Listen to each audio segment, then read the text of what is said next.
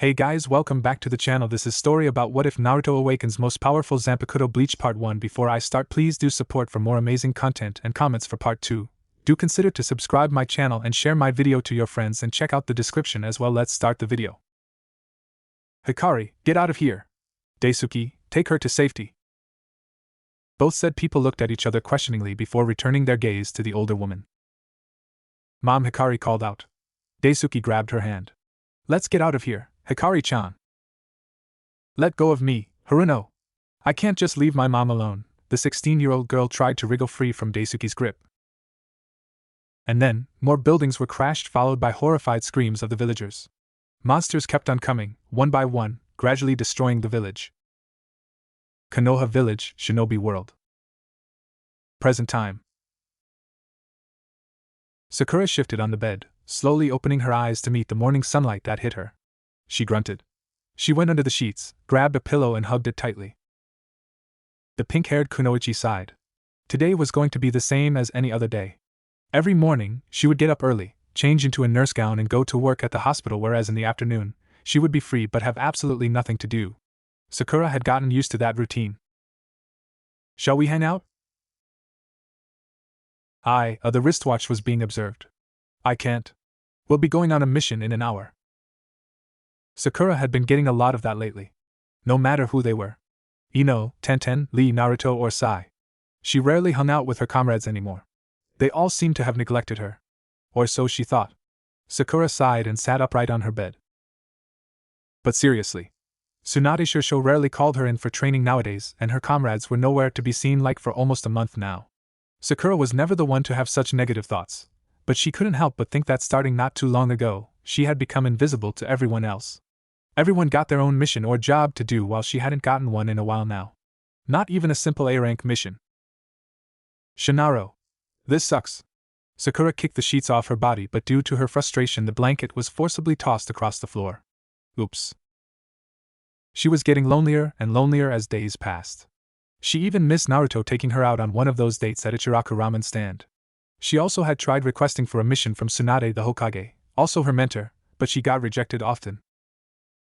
Her mentor had made an excuse by saying that Sakura was needed at the hospital. Moreover, she got the very same answer every time she requested to be on a mission. Sakura had felt like smacking her own big forehead whenever she heard that. Because there was obviously lots of nurses in the hospital capable of handling everything. And besides, there was no serious injuries reported lately. Just some patients having minor cuts, bruises here and there, and so on. Sakura sighed once more. She gathered her strength to get out of bed and slowly walked towards the bathroom. Just then, the 16-year-old girl realized that she had a day off today, and so would like to take a stroll around Konoha. Sakura rubbed her grumbling stomach, realizing that she hadn't eaten breakfast yet as she walked down the streets of Konoha. Ramen wouldn't be bad, she said, and headed towards the famous Ichiraku ramen stand. As she entered that place, she saw her blonde teammate there eating his favorite food, ramen. Sakura-chan! Naruto exclaimed. Sakura was surprised yet delighted to see him. She didn't know that he had returned from his mission. The girl took a seat next to him and ordered a bowl of ramen. Naruto! It's been a while, Sakura said with a grin. Yeah, Sakura-chan. I wish I could spend more time with you, but I'm so busy nowadays. I bet you're busy as hell too, Sakura-chan. He said without looking at her, obviously in love with his ramen more than her at the moment, Sakura noted. Oh yeah? I am very busy, Naruto, Sakura thought sarcastically. She was about to take a bite of her ramen when Naruto suddenly said he had to leave. I got to go, Sakura-chan. I'm late for training with Kakashi-sensei. See you later, Naruto said with a foxy grin. He waved Sakura goodbye before he got out of sight. Sakura pouted. Kakashi-sensei, how unfair of him to never have called me in for a training session. She shrugged, split her chopsticks, and went for the noodles. 10 minutes later she was on the streets again, heading towards the Yamanaka flower shop. Visiting a best friend wouldn't hurt, Sakura thought. As soon as she arrived, she saw Ino at the counter. Hey forehead! What brings you here? Ino asked with a grin. Ino pig, can we talk? Sakura asked. Ino seemed to be thoughtful for a while. I guess. I have a mission in less than an hour, so I'm going to get prepared. You can make it short, forehead, Ino said. Sakura stared at Ino for a while and took a deep breath. Sakura tried to make it sound funny and not so serious, but failed miserably. Pig, I feel lonely. Ino raised an eyebrow. There was silence at first. Then she laughed. Sakura was irked by her friend's reaction. Forehead girl, since when are you like that? Ino asked and rubbed a non-existent tear from her eye. Sakura remained silent and watched Ino intently, prompting the blonde to continue. Sakura, believe me, it's just you. People are busy getting on with their lives. Seriously, why do I even have to explain this to you? Sakura frowned and she couldn't help but think that it was a bad idea that she came here in the first place. She forced a laugh. You're right. It must be the time of the month. Gosh. Forget what I just said. How are you, by the way? Ino tried to ease the subject. Great. And you? When is your next shift at the hospital? Great. Well, I'm not quite sure. Haven't checked my calendar yet, but it's nowhere within this week. Look, Sakura, I have to go now. See you later? She sighed and bade farewell to Ino. Now Sakura was on the streets once again. She eventually decided to spend the rest of the day at the library. The library was quite deserted. Only a few people were seen at the tables concentrating on their books. Sakura browsed through the bookshelves and came across some books designated for medics. She reached her hand out for a book, but pulled back, because she had read it countless times before. And also hundreds of other similar books. Sakura loved reading books. She was an intelligent kunoichi, but being one should always be strategic in missions, which she yearned for at the moment. She wandered around, looking for something else other than medic books. She walked to the very end of the library until she saw an unusual book. It stood out from the rest because it looked very old and was sandwiched in between two not really old books. Okay, the book didn't really stand out, but something drove her to check it out. She grabbed it and read the title on the front cover. Different Dimension. Strange. I've never seen this book before, she thought, and observed the book for a while. It was a dark blue book, rather thin, slightly covered in dust. From the looks of it, no one had ever touched the book, and it was left sitting on the bookshelf for a very long time. Sakura looked around for a table. She saw one near a corner of the library, but there was someone there, and she immediately recognized the person. To her surprise, it was Sai. Sakura didn't have to guess what book Sai was reading. It had to be a book about emotions. Or understanding people. Sakura came over and sat across from Sai. The dark-haired man was startled. Sakura. Hey Sai, long time no see. Sakura smiled. Why yeah. Nice to see you again. Sai smiled back at the kunoichi before he resumed his reading. Sakura held up her book and looked closely at the title. Different Dimension. Is there any other place that's out there somewhere? She thought. Sounds ridiculous, but deep down, something urged her to open the book. So she did. She turned over to the first page and began reading. By that time, Sakura was too focused on the book that she was unable to notice Sai taking out a sketchbook and began drawing. It is believed that there is another world that exists besides the shinobi world that we lived in. It was confirmed by the ninjas from a long time ago during the wartime. Their village was attacked by huge, ugly monsters. People wearing black kimono and hakama, carrying katanas, killed those monsters. Those people were called shinigamis. According to one shinigami who spoke to the ninjas, they came from a place called Soul Society. They came to shinobi world for the purpose of killing the monsters, called hollows, that surprisingly had the ability to come to the shinobi world. Later, all of them disappeared into a light hole in the sky. Sakura blinked. She couldn't believe what she had read. This has got to be a fiction, right? What? Oh, nothing, Sai. Something about this book, never mind. I'll keep on reading. She wondered if there was actually another world that existed. For heaven's sake! She had been alive for over a decade and had been considered as one of the brightest students at the Ninja Academy. But she had never heard of Soul Society. Actually, she bet no one here did. Sakura lifted her gaze at Sai. He was looking at her but had reverted his eyes immediately back to his sketchbook after that. His hand was busy sketching something. Sakura was curious about what Sai was drawing but decided to continue reading the book. Not much information was told after that. However, before the Shinigamis left, they said they will handle the situation and prevent any more hollows from appearing to this world again. And they did, because years have passed and not a single hollow had ever appeared after the incident.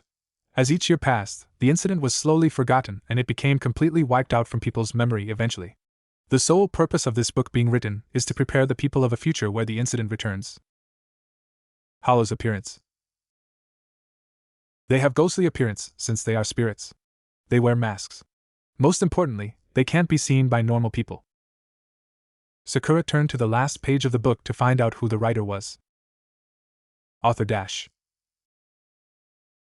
Oh great, the author didn't leave his or her name. This book must be a joke, right? Sakura closed the book and sort of regretted to have wasted her time reading a fictional book. The story even sounded convincing. But there was no way, right? Sakura looked at Sai. He was still busy drawing something. She caught him looking at her, and then sketched something again several times. She wondered what Sai was drawing. Was he drawing her? It was not possible. Then she heard him mutter the word finished and closed his sketch pad. What did you draw, Sai? Sakura asked. Sai made a sheepish smile and got up to leave. It's a secret. Sakura pouted. Geez, he won't tell. She was about to get up too when suddenly the building shook. Sakura fell to the floor with a loud thud. Sai tried to regain his balance by holding onto a nearby wall. He immediately turned to Sakura once the place had stopped shaking. What was that? I don't know, let's go, Sai, Sakura said. Sai nodded and they hurried outside.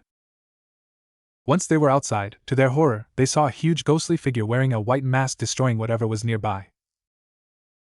What the heck is that? Sai asked, his eyes widened in disbelief. Sakura was lost beyond words. Ghostly appearance, a mask? No, it can't be. The monster gave a loud cry as it destroyed a building. It's a hollow, Sakura shouted. Suriidii, Soul Society. Man, what a drag, another meeting, a man said as he walked down a hallway. Kenchan, I don't think this is an ordinary meeting, a small smiling pink-haired girl said as she climbed onto the man's shoulder. Yuichira's right. Yamamoto Taisha doesn't usually invite lieutenants to a meeting. Only captains attend meetings, a blonde woman said. Matsumoto is right. Something unusual must have happened, told a silver-haired boy. The four of them entered the meeting hall to find the rest of the Godai 13 captains and lieutenants waiting. We've been waiting for you, Hitsugai Taishu, Ranjaku, Kenpachi Taishu and Yuichiro, Renji greeted them. Sorry we're late, Toshiro apologized and all four of them got to their places. Doesn't matter. Now that everyone's here, let's start, Commander General Yamamoto began. The room was silent for a while. Still remember Shinobi World? He questioned suddenly. Everyone seemed to be shocked at the mention of Shinobi World. Some were confused while the others seemed to have already known about it. Way back 100 years ago, Hollows had invaded the place, right? Kuraka asked as for confirmation. Captain Yamamoto nodded slowly. What about it? Mayuri asked. Captain Yamamoto didn't answer until a few moments later. What Captain Kuraka said about the incident 100 years ago, it's happening now. Several gasps were heard across the meeting hall. You mean, the Shinobi World is under attack right now? Shuhei asked in disbelief. Quite true. It has been reported that a hollow has appeared somewhere in a village called Konoha. So, what's the plan? Ranjika asked. Listen very well, Captain Yamamoto said. Silence filled the room. Then, he began, lieutenants from divisions 3, 5, 6, 9 and 10 are to go to Shinobi World and take down the hollow or maybe hollows, and after that, hold a meeting with the highly acknowledged ninjas and explain to them about the situation. With that, Kira, Momo, Renji, Shuhei and Ranjika stepped ahead. Roger. They all agreed and walked off towards the exit. And bring the substitute Shinigami, Kurosaki Ichigo, with you as well, Captain Yamamoto added. What Renji was about to say something, but he was shoved by Ranjiku. Come on, Renji, we don't have time. Let's hurry. There's one more important thing I need to tell you before you leave, Captain Yamamoto said. All heads turned to him immediately. Commander General Yamamoto then made his last announcement, which received a lot of mixed feelings among the Shinigamis present in the room. This had never been done before, but maybe this time things might become more serious, that it was now an exception. With that new plan proposed, the Shinigamis slowly one by one left the hall, making some preparations. Konoha Village, Shinobi World. Hello? Sai asked, puzzled. He looked at his teammate confusedly. Sakura froze on her spot. It seemed very ridiculous somehow. How could something that she read in a book, which she had thought to be a fiction, became a reality in less than a minute? But if that wasn't a hollow, what the hell could it be? That sort of monster had never been spotted here before. But the description in the book exactly matched the monster's characteristics. How could she be wrong? Then, a middle-aged woman was seen crossing the street in front of the hollow. Sakura and Sai watched in horror as the lady didn't acknowledge her surroundings. Get out of there. You're in danger. Can't you see the monster behind you? Sakura said aloud. She was worried about the normal villagers getting hurt. The woman turned towards Sakura. What are you talking about? The women yelled angrily. Then, Sakura realized. They can't be seen by normal people. Normal people can't see them. It turned out that only humans with high spiritual energy could see the hollows. That was another thing she got from the book. The hollow was annoyed at the passerby and shoved the woman away from him. A loud scream was heard before it came to an abrupt stop. The poor woman had been crashed into a nearby building and soon became lifeless. That made Sakura really, really angry. Shinaro. With a chakra-enhanced fist, she charged towards the hollow, which seemed to be unaware of her as it destroyed another building. The hollow suffered from the impact of Sakura's heavy punch, and it crashed into a tree. The hollow gave out a loud cry. Konoha citizens began to panic. They couldn't see what was destroying their properties. Damn! I made that thing angry! Sakura cursed. By that time, Sai had already stood beside Sakura. He took out his scroll to perform a jutsu when suddenly someone jumped over both him and Sakura and flew towards the hollow. Rasengan! Naruto! Sakura called out to him. But before Naruto could aim his target, something interrupted him. Getsuga Tensho. A crescent blue-colored blast sliced the hollow into two. The hollow cried in pain and moments later, it turned into spirit particles. A blond teenage man was seen coming out of the forest. He was wearing a black kimono and hakama. He also carried a katana which he used to kill the hollow just now. Later, 5 more people wearing the same outfit appeared. Naruto, Sai and Sakura watched at the newcomers. They looked very different and unfamiliar. Black kimono hakama, even those katana, oh my god, they're shinigamis. What's going on here? Sakura became more lost with the current situation. Ichigo, I think that's all for now. There are no signs of hollows at any other places, Renji said. Ichigo looked at his surroundings. So this is the shinobi world, he said. All the 6 shinigamis turned to Naruto, Sakura and Sai. The 3 ninjas held a confused look. Who the hell are you guys? Naruto asked. Just then, several ANBUs and Jounins appeared in front of the shinigamis. Tsunade came too. She stepped forward. I'm the Hokage, ruler of this village. So, who are you? Do it now, Ichigo, Renji whispered as he elbowed Ichigo in the upper arm. Go, Kurosaki-san, Shihai said. Does it have to be me? Ichigo asked. Yes. Renji, Shihai, Kira, Momo and Ranjika said in unison. Ichigo sighed. He stepped forward. We're shinigamis, he said. Tsunade raised an eyebrow. Shizen came beside her and whispered, Tsunade-sama, I've heard about them before. 100 years ago. Save it, Shizen. I've heard about them already, Tsunade cut her sentence. Shizen just nodded. Tsunade turned to the shinigamis again. After a century, it happened again. What's going on? Momo stepped forward and explained. That is still under investigation. Other shinigamis in Soul Society right now are trying to figure out the cause of the problem. Further details will be told later when they have gained solutions. I see, Tsunade said. She feared that the event that occurred over 100 years ago would happen again.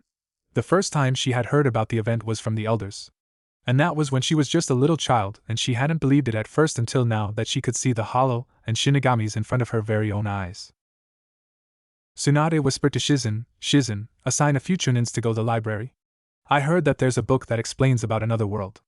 I don't know if it is true or not, but just search for it. If you find it, bring it to my office immediately. Yes, Tsunade-sama. Shizen complied and proceeded in doing her task. What they didn't know was that the book was already taken by Sakura, who held the book in her arms right now and wasn't even aware of it. Her eyes were fixed at the shinigamis in front of her. Remembering the last command given by Commander General Yamamoto, Ichigo spoke again. There's one last important thing that we need to tell you. It's more like a request. Go on, Tsunade said. The rest of the shinigamis took in deep breaths.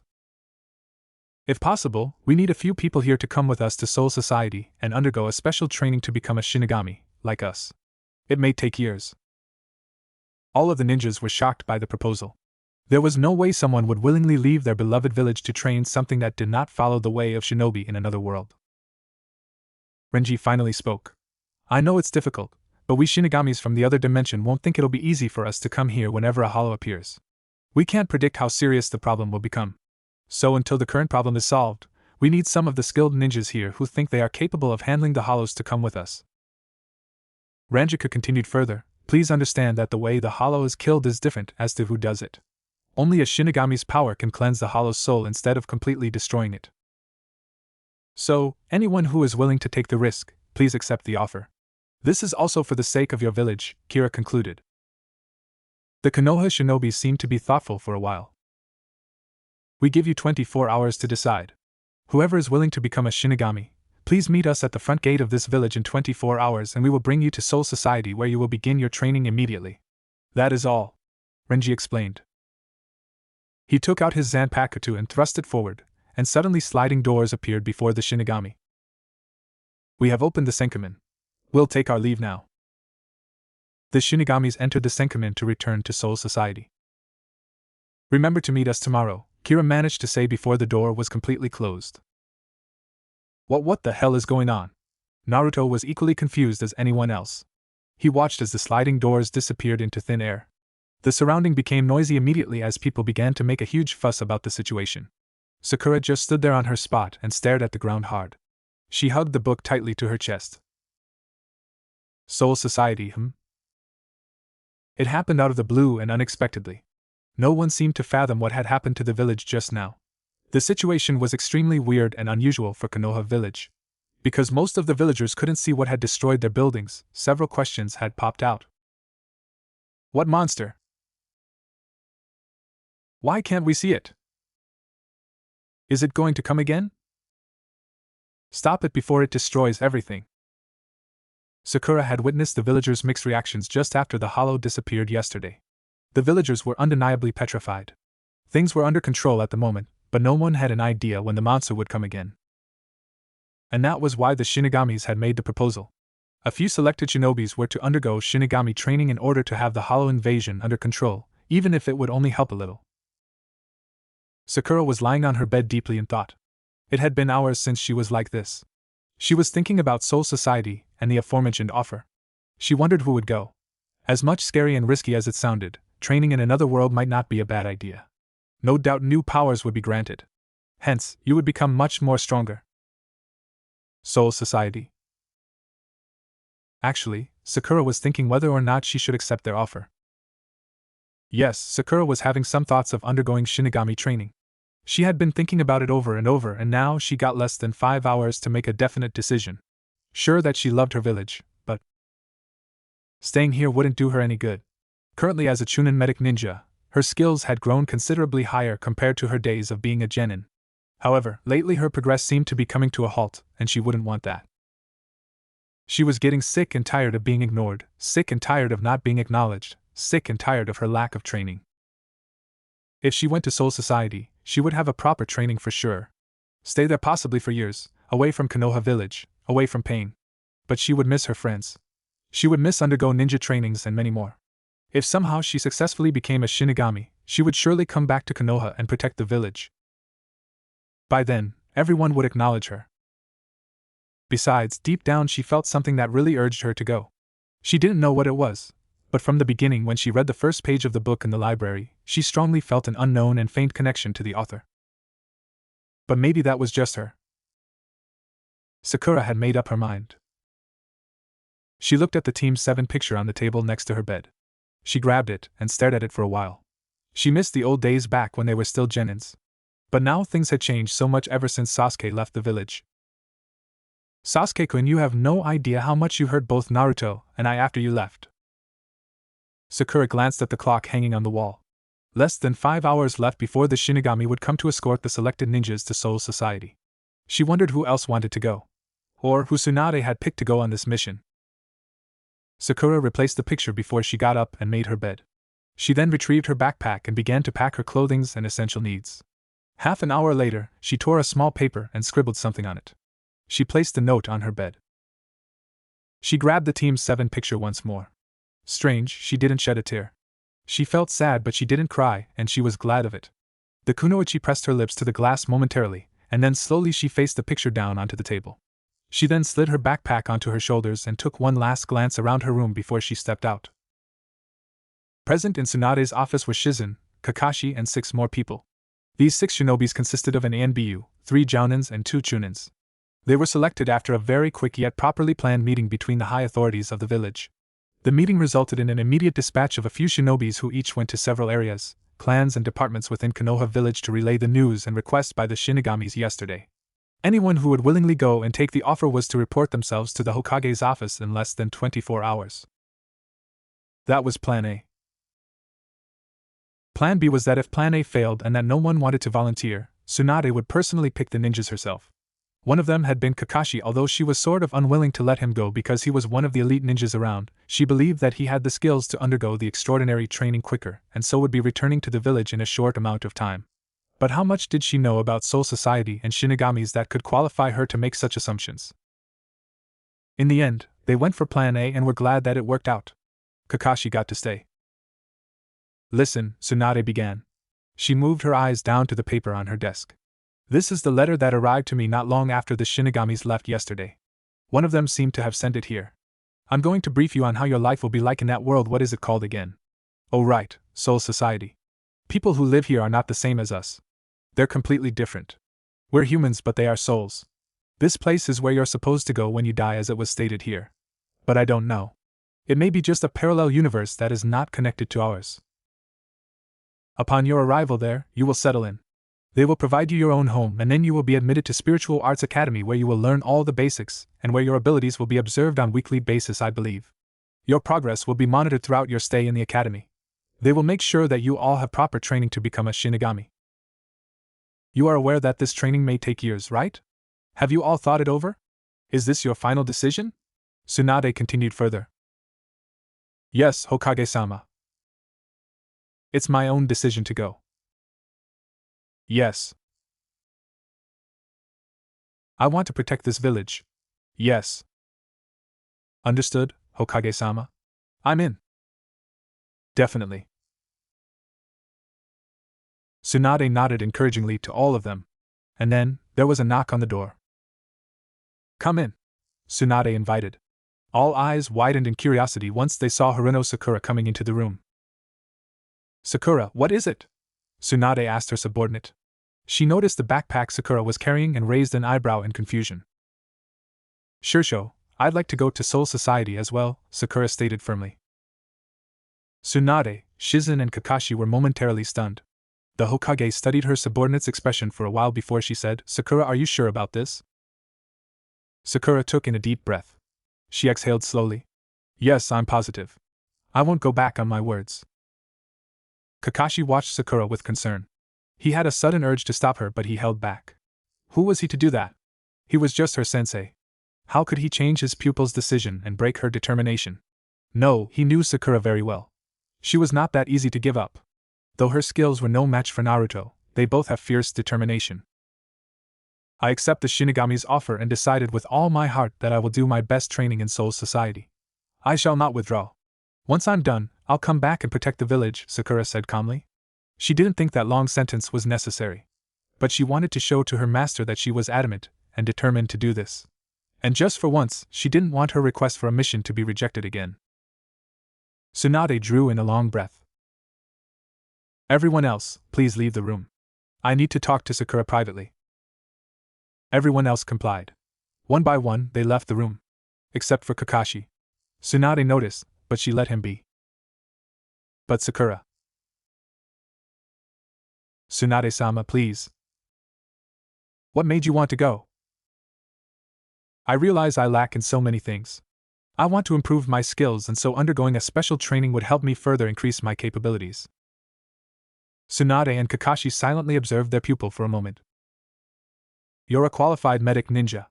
And you're highly skilled at medical ninjutsu. I know that. It's all thanks to you, Tsunade-sama. But still, I want to go. Sakura looked at Tsunade with determination in her eyes. Please let me go. What about your goal? Have you let go of your dreams to bring Uchiha Sasuke back? Tsunade asked further, and upon hearing this, Kakashi waited expectantly for Sakura to answer. Sakura inhaled deeply before she exhaled slowly, trying to quell her sadness at the mention of her beloved ex-teammate. she said. I haven't given up on him. My dream is for the three of us, Naruto, Sasuke and I, to be able to be teammates again and laugh together like the old times. But I also have a bigger dream, which is to be of no obstacle to my dear comrades. I want to fight alongside my teammates equally. That's my big goal. Finally, Tsunade closed her eyes, nodded and surrendered. She admitted silently that she regretted now to have one less skillful medic ninja in her village once Sakura was gone. Alright Sakura, I understand. You can go, good luck, Tsunade said. With a smile, Sakura bowed and thanked her master. Sakura turned around to meet Kakashi. Kakashi-sensei? Kakashi stepped closer to her and put a hand on her shoulder. He gave a gentle squeeze. His eyes said something. And he didn't have to say it aloud for Sakura to understand. I'm sorry. Take care over there. Sakura closed her eyes. She put a hand on top of his and slowly removed it from her shoulder. See you, sensei. With that said, she exited the Hokage's office. Sakura was on her way to the Kanehigakure gate when she saw Sai walking the opposite way towards her. She glanced at her watch. There's still about an hour left before the Shinigamis come. I think I should spend a little more time here before I go. Sai stopped in front of Sakura. He noticed her backpack. Are you going on a mission? He asked. Sakura did not answer that question. Let's go to Ichiraku's. It's on me, Sakura offered. Sai just nodded and followed her. They entered the stand and ordered ramen. Sakura put down her backpack under her chair. She placed her chin on top of her fingers as her elbows rested on the table. Sai, I'm going to Soul Society. Will you please tell Naruto later? Just in case if I don't see him after this. The artist stopped his spoon midway to his mouth and stared at Sakura in surprise. Soul Society? Sakura, are you sure? Yes. Geez, I know what I'm doing. Don't you think you should see Naruto before you go? Nah, I bet he would stop me. But still. Sakura cut in, and besides, the Shinigamis will arrive soon. I've to be ready. Sai sighed. He gave up in convincing his teammate, and so he ate his ramen while still contemplating about his comrade's situation. His kind of lost his appetite by now, but he kept eating, knowing that it was Sakura's treat. They ate in silence. Sakura savored the taste, taking her time to finish the food. She knew that this might be the last ramen she would eat before she left for Soul Society. Did the place serve tasty ramen like the Ichiraku's? She didn't think so. Once Sai and Sakura finished their meal, Sakura paid the bill and they headed out. Sai decided to walk Sakura to the gates to see her off. Sakura played along with it, noting how Sai had been a good friend lately. Sakura glanced at her watch. Less than half an hour left before the Shinigami would arrive.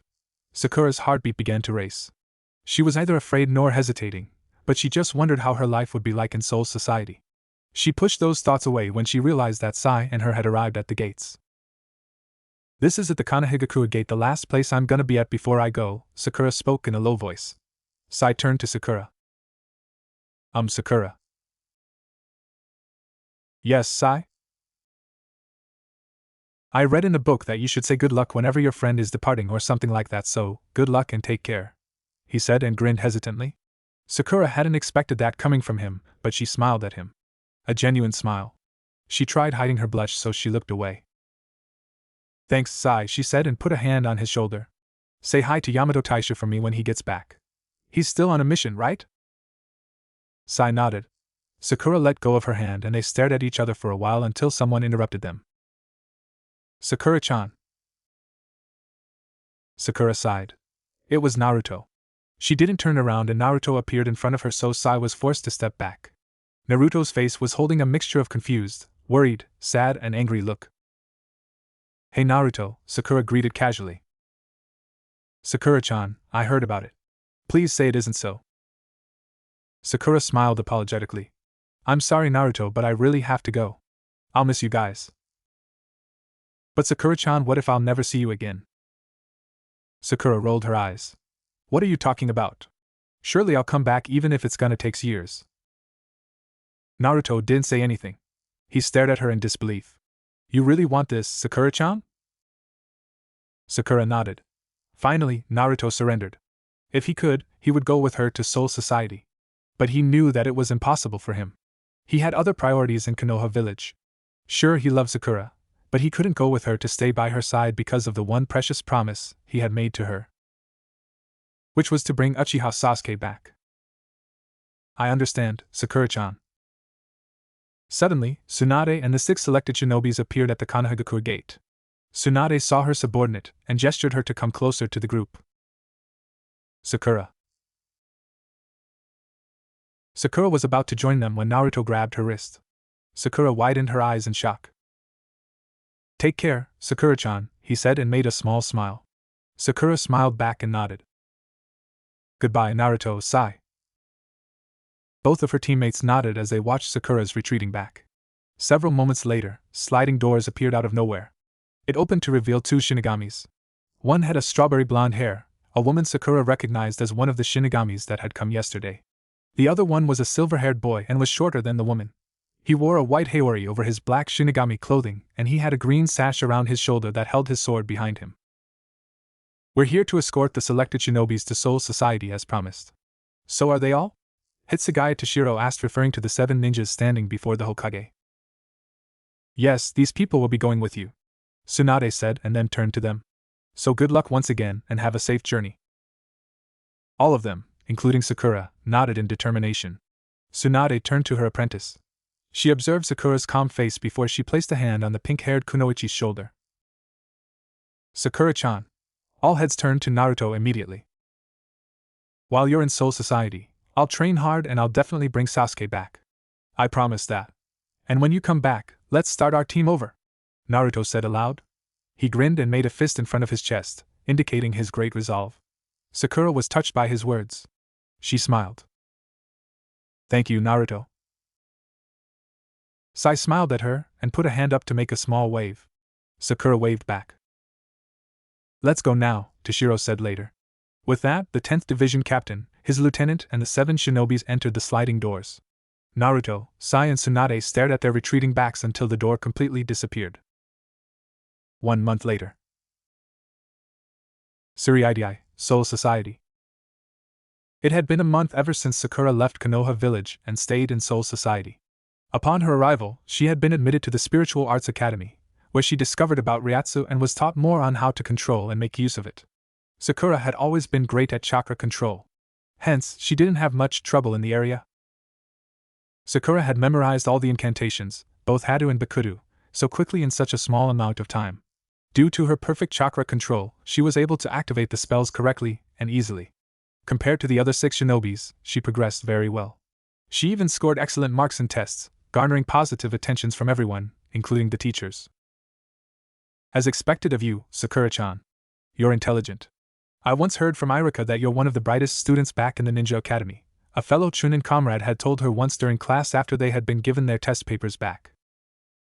Although Sakura was good at incantations, she had to aim right. That was her weakness at the moment. She still had to improve her aiming. So, she trained every day. And she loved it. It had been a while since she did that. There were no regrets in coming here. Standing on the Shinigami Academy training field, in her academy's uniform which consisted of white kimono and red hakama, Sakura closed her eyes and extended her arms out. She was standing a few meters away from large stone walls which had a small black spot on each one of them. That spot was her target, and she must hit it right. Also a few meters away stood 5 Shinigamis from Godai 13. Yukitake, Rukia, Rinji, Toshiro and Ranjika came to see Sakura and observe her abilities. I heard that she did very well in the academy, Rukia said. Yukitake nodded.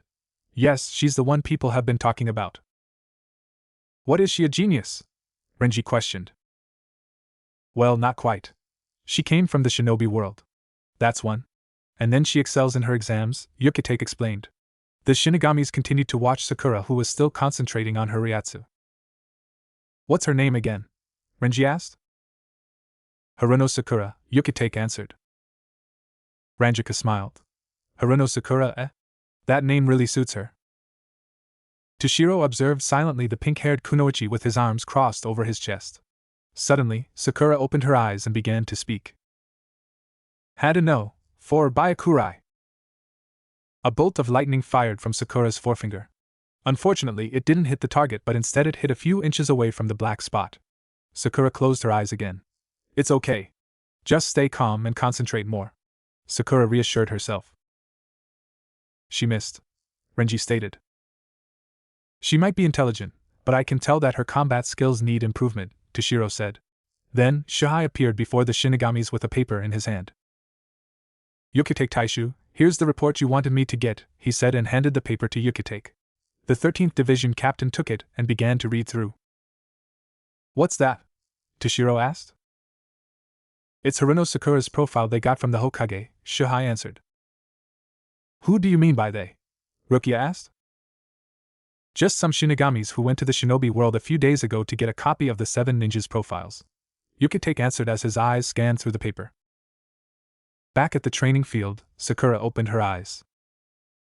This is it. Headed number 4, Byakurai. She fired another bolt of lightning and this time, it went directly to the black spot and hit it. All eyes turned toward Sakura at once. Wow, she got it, Shihai said, amazed. Wow, Yukitake muttered, but his eyes were on the paper. What is it, Yukitake Taishu? Rukia asked. Yukitake then lifted his gaze and looked in the direction where Sakura was. According to her profile, she has a superinhuman strength, excellent healing abilities, and she can also dispel illusions. Sakura proceeded to the next stone wall and read an incantation. Ye Lord! Mask of blood and flesh, all creation, flutter of wings, ye who bears the name of man. Inferno and pandemonium, the sea barrier surges, march on to the south. Hadda number 31, Shikaho. A red ball of energy flew and hit through the black spot. All eyes widened. Sakura had perfected her aiming. Shinaro! We did it! Inner Sakura exclaimed. The incantation was a pain though. How the hell am I going to finish saying it before my enemy attacks me? Haruno-san, Yukitake called. Sakura turned towards the Shinigami. Yes, sir, Sakura replied and went towards where the Shinigamis were. She bowed before them, showing her respect to the Shinigamis whom she recognized as the seated officers of Godai 13. Well done, Haruno-san. I see you've improved your aiming, Yukitake said. He glanced at the rest of the Shinigamis beside him. Oh, let us introduce ourselves first. Sakura felt excited now that they seemed to have taken interest in her. After all, some of the Shinigamis standing in front of her now were captains of the Godai 13. She had learned so much during her time in Soul Society about this organization. I'm Yukitake Jushiro, captain of the 13th Division Squad, and this is Kuchiki Rukia. She's from my squad too, Yukitake said and pointed to Rukia. Rukia smiled and said, Nice to meet you. I'm Hisejai Shuhai, lieutenant of the 9th Division Squad, Shuhai said. Sakura studied his features for a brief moment. At first glance, he looked like a punk. But the tone he used when he spoke came out very calm and composed. Not to mention he looked quite handsome as well. Abarai Renji, lieutenant of the 6th Division. Nice to meet you, told the red-haired Shinigami. Sakura then turned to Toshiro and Ranjaku. I'm Matsumoto Ranjaku, lieutenant of the 10th Division Squad, Ranjaku said and waved at her happily. And this is my captain, Hitsugai Toshiro. She pointed at Toshiro. Toshiro said simply. Wow, all of them are captains and lieutenants, Sakura thought. And that silver-haired guy is a captain? He's cute, eh? Sakura ignored her inner, even though she did agree to her on that. Suddenly, a Shinigami came and announced that several hollows had appeared in Karakura town in the human world. Yamamoto had told him to pass on the message that at least 2 Shinigamis were to help Kurosaki Ichigo in defeating the hollows. He also added that Sakura were to go with them. Me? Sakura asked, widening her eyes in shock. At the same time, she felt intrigue about this human world. She had studied about it in the academy, and had been amazed to have discovered that there was a world where everyone was just normal human beings, but very different from the shinobi world. Yukitake turned to Sakura and said, I believe he has given you your first mission. You should be happy because only certain people from the academy are able to go on missions. Well, I want to go. Taiku, can I? Ranjaku requested, giving Toshiro her puppy dog eyes. Matsumoto, you haven't even finished your work yet. Please. I'll finish them when I get back. Any Taisho? Sakura watched the two with an amused expression. The young captain sighed as he finally allowed his lieutenant to go. But his annoyed expression didn't change. He seemed to be very mature despite his age. Ranjaku-san, in that case I'll go as well, Shuhai said. Ranjaku grinned. Alright, let's go. Karakura Town, Human World. The three arrived in Karakura town with the help of the Hell Butterfly. Sakura observed her surroundings. Everything looked more advanced than Konoha village, the buildings, roads, gardens. In fact, this place was way more developed than any of the hidden villages in the shinobi world. Sakura stopped her thoughts when they spotted hollows a few blocks down. Over there, let's go, Shuhei said and pointed ahead. Sakura thought for a while. If I defeated a hollow on my own, let me lure one of them or two of them to another place. So Sakura concentrated chakra to her feet and went ahead of Shuhei and Ranjaku. The two Shinigamis were taken aback by Sakura's sudden disappearance. Haruno-san, wait! Shuhei called out, but Sakura was already gone. Both the lieutenants would have chased after her if it weren't for the hollows surrounding them. This is unusual. Hollows rarely come in large numbers, Ranjaku stated. Both lieutenants took out their Zanpakuto and began to fight. Meanwhile, Sakura already had two hollows chasing after her. She stopped when they reached a large, empty field. She turned towards the hollows and read an incantation. Bakuda number 4, Heinoa. One of the hollow's arms got entangled by an energy rope. It struggled. The other hollow charged at Sakura, but she punched the ground with a large amount of chakra that created a massive crack. The hollow fell into them. Sakura turned to the bounded hollow. Hada number 4, Byakurai. Sakura fired a bolt of lightning to the hollow, but it dodged the attack. It then managed to break the energy rope. Sakura gasped. The hollow was now angry. It sent Sakura flying a few meters away, hitting Tress in the process. Sakura groaned. She got up slowly and performed another incantation. Ye Lord! Mask of flesh and bone, all creation, flutter of wings, ye who bears the name of man. Truth and temperance, upon this sinless wall of dreams unleash but slightly the wrath of your claws. Hada number 33, Sukatsui. A blue spiritual energy burst and fired at the hollow. This time, it got the hollow by the arm and it collapsed onto the ground but wasn't dead yet. Sakura panted. She was about to heal her injuries when the other hollow came back up from the huge crater and grabbed her by surprise. It squeezed her body with its enormous hand until she choked. It eventually dropped her and she hit her head.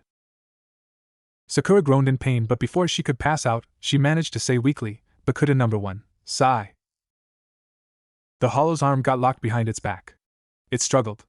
That should hold it in a while. Sakura fell unconscious. Let's hurry. She might be in trouble, Shuhei said as he and Ranjaku ran, trying to search for Sakura's Ryatsu. They managed to defeat all of the hollows that had cornered them earlier. That was strange. Why did she go on her own?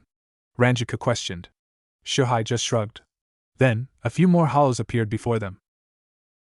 This isn't good, Shuhei sighed. We'll make this quick.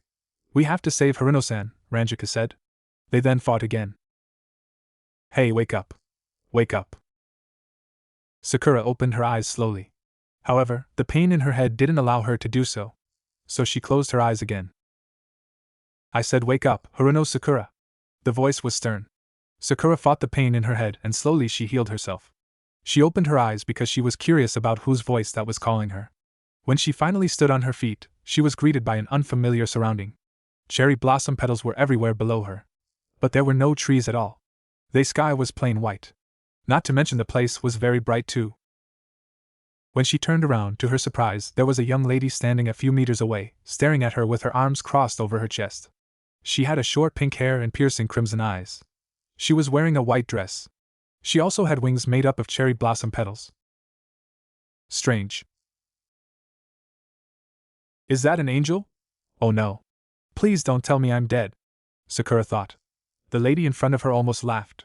She seemed to have read Sakura's mind. I'm not an angel, Haruno Sakura. I'm a part of you. Sakura stood still in her place, confused. What do you mean? Sakura asked. The young lady didn't answer that question. Instead, she asked another question. Haruno Sakura, what is your goal? At the mention of goal, Sakura instantly became serious. I want to be stronger. I want to protect whoever I care for. I want to be acknowledged. But most importantly, I need power to achieve all these goals. The young lady in front of her closed her eyes. Your goals are pure. You have a great determination, Haruno Sakura. There was silence for a while. Haruno Sakura, please believe in me. I am a part of you. I am your power. Together, we'll be strong. Just believe in me. She looked Sakura in the eyes. They were serious and full of determination. I believe in you. The girl smiled. Can you guess my name? The surroundings will help you. Sakura thought for a while and looked around her. Everything here is bright, full of light, full of cherry blossoms. Sakura then studied the lady's features. Those wings. Wings of light. Sakura muttered under her breath. The young lady kept on staring at Sakura, waiting for the next words. Hikari no Tsubasa, Sakura said finally. She was very confident about it as well. I believe in you, Hikari no Tsubasa, Sakura said again. Hikari no Tsubasa held out her arms and came closer to Sakura. She put her arms loosely around Sakura's neck. Haruno Sakura, thank you. Together, we will achieve your goal. I, Hikari no Tsubasa, am your Zanpakuto. Sakura closed her eyes and the scene around her brightened before everything faded. She's over there. I can feel her Ryatsu, Ranjika said, pointing to a field hiding behind large trees. Let's go, Shuhei said, and they rushed towards the mentioned area. The two hollows were back onto their feet and were ready to attack Sakura when all of a sudden, she was engulfed in a light full of cherry blossom petals. The hollows were forced to stay back. The light then eventually faded, and fog could be seen surrounding the place where Sakura had been lying around. Shuhei and Ranjiku arrived at the scene and something caught them by surprise. Two hollows were suddenly cut into half by a powerful Zanpakuto. The hollows cried in pain before turning into spirit particles. Both Shuhei and Ranjiku tried to see through the thick fog to find out who had done that. Later, a figure appeared amidst the fog. Slowly, it came out the same time the fog was disappearing. The person stopped moving. The lieutenant's eyes widened in shock. There, stood in front of them, was a person in a Shinigami outfit holding a Zanpakuto. The Zanpakuto's blade was long, shiny, and silver-colored. The handle of the Zanpakuto was colored in black and a series of cherry blossom petals were tied to its end. The Shinigami was actually Haruno-san, Ranjika muttered. Haruno-san, Ranjika muttered. Sakura came out of the smoke completely. She brought up her Zanpakuto and stared at it in awe. I'm a Shinigami. Shuhei and Ranjiku were dumbstruck at the sight of Sakura. They couldn't believe that a person who had just entered the Shinigami Academy a month ago could obtain Shinigami's powers now. Sakura put her Zanpakuto to the pink sash tied around her waist. She turned to look at Shuhei and Ranjiku. Her expression were no less different than theirs. How did I? Sakura stuttered. Returning to his composed self, Shuhei approached Sakura and put a hand on her shoulder. Let's go back to Soul Society first. Our job is done here. Now get back into your real body. Real body? Sakura was confused. Shuhei pointed a finger behind Sakura and she turned around. Sakura's eyes almost went out of their sockets when she saw her body in the academy uniform lying on the ground where she was previously beaten. She then remembered what she had learned in Soul Society. Only dead people who have powers will become a Shinigami. Oh no! Am I dead? Sakura began to panic. Shuhei chuckled. No, you aren't dead yet. Don't worry. That is why I told you to get back into your body, he reassured her. Sakura sighed in relief. She then remembered again that right now she was only in her soul form. She quickly moved towards her body and lowered her form to it. Later, she was in her real body again. She got up and healed her injuries. Impressive healing abilities, Ranjiku commented.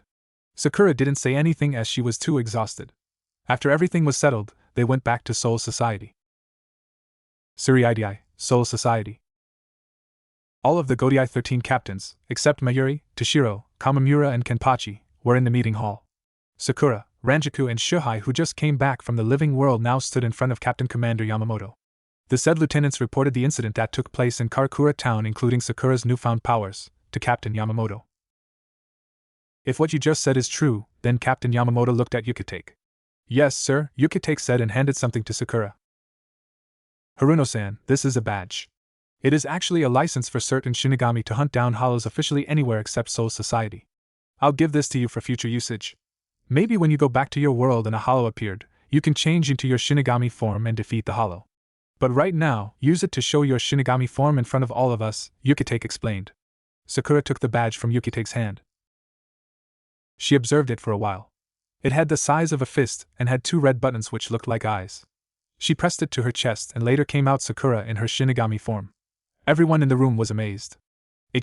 According to Hisage Eyes and Matsumoto's report, you defeated two hollows on your own. So now I think it is right to promote you straight away to the Godai 13. In this case, you may return to your world earlier than usual. However, you must stay here longer until we are really sure of your condition." Everyone nodded in agreement. Sakura was getting excited. She had never expected to be one of the Godai 13 officers this early. Sakura waited to hear which division squad she will join. After a few minutes of discussion among the Shinigamis, the captain commander had decided. "Haruno Sakura, I shall appoint you to the 10th Division Squad," Captain Yamamoto announced. Shuhei pouted slightly while Ranjaku immediately hugged Sakura from the back. "All right. Haruno-san, you're in the same squad as me." Sakura was surprised by her action, but she was slightly happy to be in the same squad as Ranjaku, the only person who was very friendly with her as of now. Captain Yamamoto cleared his throat. "However, Haruno-san, I heard that you have healing abilities which is much different from ours here. It would be a shame if you didn't use that ability here." So Sakura gulped. What is he going to do? Change my squad division? Yamamoto seemed to be thoughtful for a while. "I'm going to have to appoint you to the 4th Division Squad as well," he finished. Sakura's eyes widened. Konoha Village, Shinobi World. Back to a few days after Sakura's departure. Naruto sighed heavily as he sat down on the bench near the Konohagakure gate. He stared up at the sky. It had been days after Sakura left, and during those days, Naruto did nothing. He didn't train because Kakashi went out on a mission. Naruto had gotten really bored that there was no one to hang around with. Maybe this is how Sakura-chan had felt, he said in a low voice. A pang of guilt struck him. Then, he realized something. He got up and disappeared. What? Shikamaru and Shuji covered their ears with the palm of their hands. Their blonde teammate sure was loud. "Ino, don't you realize you just shouted in front of the Hokage?" Shikamaru stated sternly. Ino realized what she had done and was embarrassed. She bowed to the Hokage immediately. "I'm sorry, Hokage-sama. It's just that Sakura, I didn't expect. I just got home from mission. Sakura left a monster attack. I am confused." Ino held her head. Her mind seemed to be spinning. Tsunade closed her eyes. "Calm down, Ino. Tsunade-sama already told us everything that had happened while we were away on a mission. Let's go home," Shuji said. So the team exited the Hokage's office after they gave report about their mission. As Ino was on her way to her house, she thought, "Why did you have to go, Sakura? Geez." Then, she decided to take a look at Sakura's home. So she turned on her heels and went in the direction of Sakura's home. Ino was surprised to see Naruto, who was about to enter Sakura's house by the main door. "Naruto, what are you doing?" "Ino, keep it down. I just wanted to check out." "How did you open the door? Wasn't it locked?" Naruto shook his head. It seems Sakura-chan had forgotten to lock it. Ino rolled her eyes at her best friend's carelessness. "Naruto, I'm going in too." Naruto just nodded and motioned her to follow him. They entered Sakura's bedroom to find it very clean and everything was tidied up. Naruto saw a picture frame that was face down. He grabbed it, and was surprised to find out that it was the Team 7 picture. Outside, Sai was just passing by when he saw the door of Sakura's home was opened widely. He became curious, so he entered the house. Sai went upstairs and came into Sakura's bedroom to find Naruto and Ino there. Both blondes startled at his presence. "Sai-kun, what are you doing here?" Ino questioned in surprise. "I was afraid that Sakura's house was robbed or something because I saw the door opened," Sai said. Ino rolled her eyes. Sai turned towards Naruto, who was still staring at the Team 7 picture. "How could she have not brought this with her?" Naruto spoke in a sad voice. Ino then saw a note on Sakura's bed. She took it and read what it said. It had Sakura's handwriting. "Naruto, look at this," Ino said. Naruto came to her. Sai followed. "I feel lonely here. Soul Society seems to be the right place for me at the moment." Ino's and Naruto's face saddened. First Sasuke and now Sakura-chan. Naruto sighed heavily. Sai moved towards Sakura's study table. He saw a book which had the title Different Dimension. He then recalled that it was the book that Sakura had read in the library. "Sai, that book, let me see it." Naruto snatched the book from Sai's hands and read the first page. "Hey, isn't this the book that Tsunade Noba-chan's been looking for?" Naruto asked. "I believe it is. She read that book in the library yesterday. She must have forgotten to put it back," Sai explained. "Come on, let's go to Tsunade-sama and give her this book," Ino said. The other two males nodded. They eventually left Sakura's home and locked the door. At the Hokage mansion. Have you searched the whole library? Tsunade asked Shizen while the Hokage was doing paperwork. Yes, Tsunade-sama, and the book that you're looking for is not there.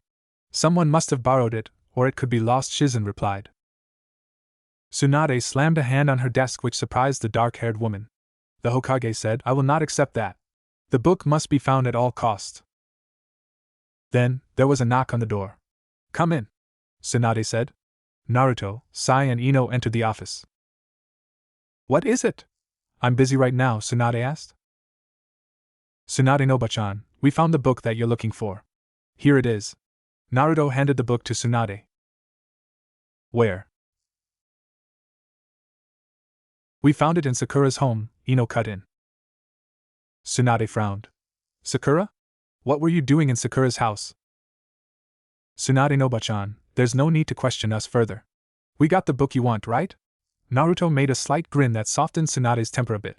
She sighed. Thank you, Naruto, Sai and Ino, she said. Later, the three were dismissed. Suriidai, Soul Society. Back to present time. Sakura and Unohana were heading to the 4th Division Squad building. Sakura felt happy that she got appointed to a division squad. It was decided that she will be in the 10th Division Squad while the 4th she will be working there as part-time only. Sakura felt relieved. We're here, Haruno-san, Unohana said and smiled at Sakura as the two arrived at the 4th Squad building where Sakura met Isane the lieutenant, and Yamada Hanataru, one of the officers. Unohana introduced Sakura to them, and explained everything that had just occurred surrounding her. Nice to meet you, Sakura-san. I'm Yamada Hanataru. Sakura and Hanataru shook hands. So Haruno-san, this is where you'll work from time to time whenever we need your assistance, Unohana said. I'm looking forward to it, Anohana Taishu, Sakura said. Yamada-san, please escort Haruno-san to the 10th Division building. She is expected to start her duties there as soon as possible. Hanataru agreed and brought Sakura with him to the 10th Division Squad building. Haruno-san. A cheerful voice was heard from behind Sakura and Hanataru. They turned around to see Ranjaku. Well, Sakura-san, I think you can just go with her now, Hanataru said. Sakura thanked him before she ran towards Ranjaku. I'm so delighted that you're in my squad. We'll get to know more of each other, Ranjaku grinned and Sakura smiled. Haruno-san. Please, Sakura is just fine, Ranjaku-san, Sakura said. Oh, really? Okay, I'll just call you Sakura then. They later arrived inside the 10th Squad building and stopped outside Toshiro's office. Both females peeked inside the office through the slightly open door to see him doing paperwork. Well, that's the captain, Ranjaku said. Sakura nodded in acknowledgement. Ranjaku said again, he's the youngest captain here in Soul Society. He must be a genius and strong if he's a captain at that age, Sakura said and Ranjaku nodded. By the way, he doesn't like to be called names other than Hitsugaya Taishu. Just thought I should tell you that before you meet him, Ranjaku said and giggled. Sakura nodded in understanding. Ranjaku then stepped into the office without knocking.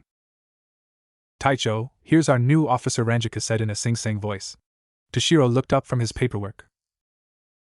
Who? Toshiro inquired. Sakura later came in and bowed. Toshiro went wide-eyed. Taicho, she recently obtained her Shinigami powers in the human world. Captain Yamamoto has approved of that, and he assigned her to this squad, Ranjaku explained. Toshiro nodded and studied the pink-hair ninja before him. I did hear that someone new was going to join this squad. Didn't think it would be one of the ninjas. Welcome, Haruno. Toshiro seemed to try recalling Sakura's full name.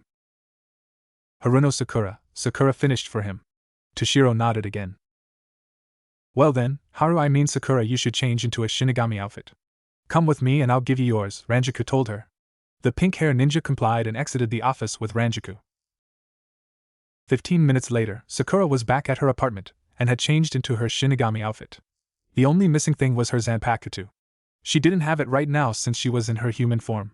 She watched herself in the full-length mirror and admired her new appearance. All of a sudden, she felt excited.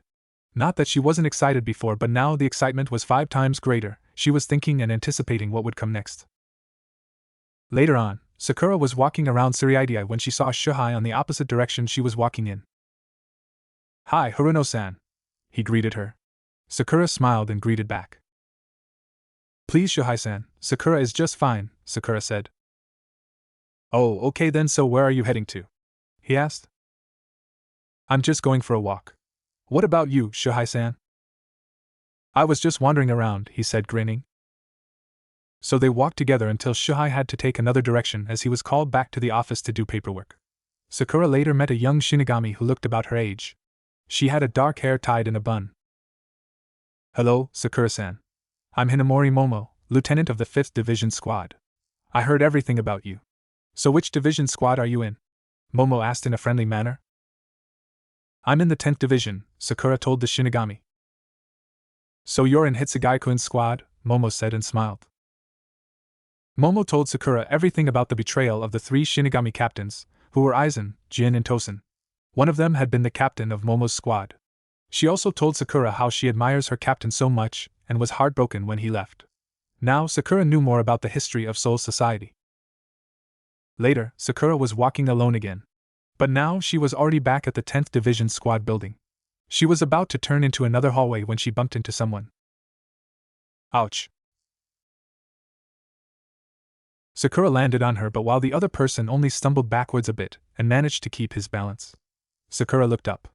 To her surprise, the person she just bumped into was Toshiro. Oh my god, it's Hitsugai Taishu. Sakura got on her feet and apologized to him. Haruno, it's alright, Toshiro said. Sakura let out a relief sigh. Haruno, can you do me a favor? He asked. What is it, Hitsugai Taishu? Can you help me with my paperwork? Matsumoto is slacking off again, he said. I'll be glad to help, Sakura said with a smile. Both of them went ahead to his office. I wonder how Konoha Village is right now. Sakura, where are you? Sakura could hear Ranjika calling for her from outside of Toshiro's office. Sakura closed the book she was reading and replaced it on the bookshelf. Ranjika entered the office shortly after. Ah, there you are. I have something to tell you, she said and looked around the room. Where's Taicho? Sakura simply shrugged. Ranjika went over to Toshiro's desk and browsed through the piles of papers. Oh, looks like he finished all his paperwork, she said and grinned. What is it that you wanted to tell me, Ranjika-san? Sakura asked. Ranjika turned to face Sakura. Tonight there will be a party at the Suri-idi Hall. Everyone is invited. So Sakura, I hope you'll be there, Ranjika explained. A party? Wow, sure, Ranjika-san. I'll come, Sakura said. Great. See you later. After that, Ranjika left. Sakura went over to Toshiro's desk and checked some of the papers. Some of these needed to be signed. Hitsugai Taisha hasn't signed them yet, she said. Sakura rushed outside the room hoping to catch up with Ranjika and tell her about the matter. Ranjika-san, wait. Once she stepped out, Toshiro was standing in front of her. Haruno, what's wrong? Oh, nothing. It's just that you haven't signed those papers yet, Taicho. Ranjika-san left just now and I was about to ask her to sign them for you, she said. No need to. I'll do it myself, Toshiro said. With that, he entered his office to sign those papers. Where were you, Taicho? Sakura asked. Meeting, Toshiro answered simply while his eyes were fixed on the papers. Sakura muttered an "oh." It seems that the 12th Division Squad hasn't gained any solution to what causes the hollows to enter the shinobi world, he said. Sakura frowned and stared at the floor beneath her. That means more hollows will continue to invade shinobi world, Sakura said in a low voice. Toshiro nodded. Sakura sighed. He looked up from his papers at Sakura.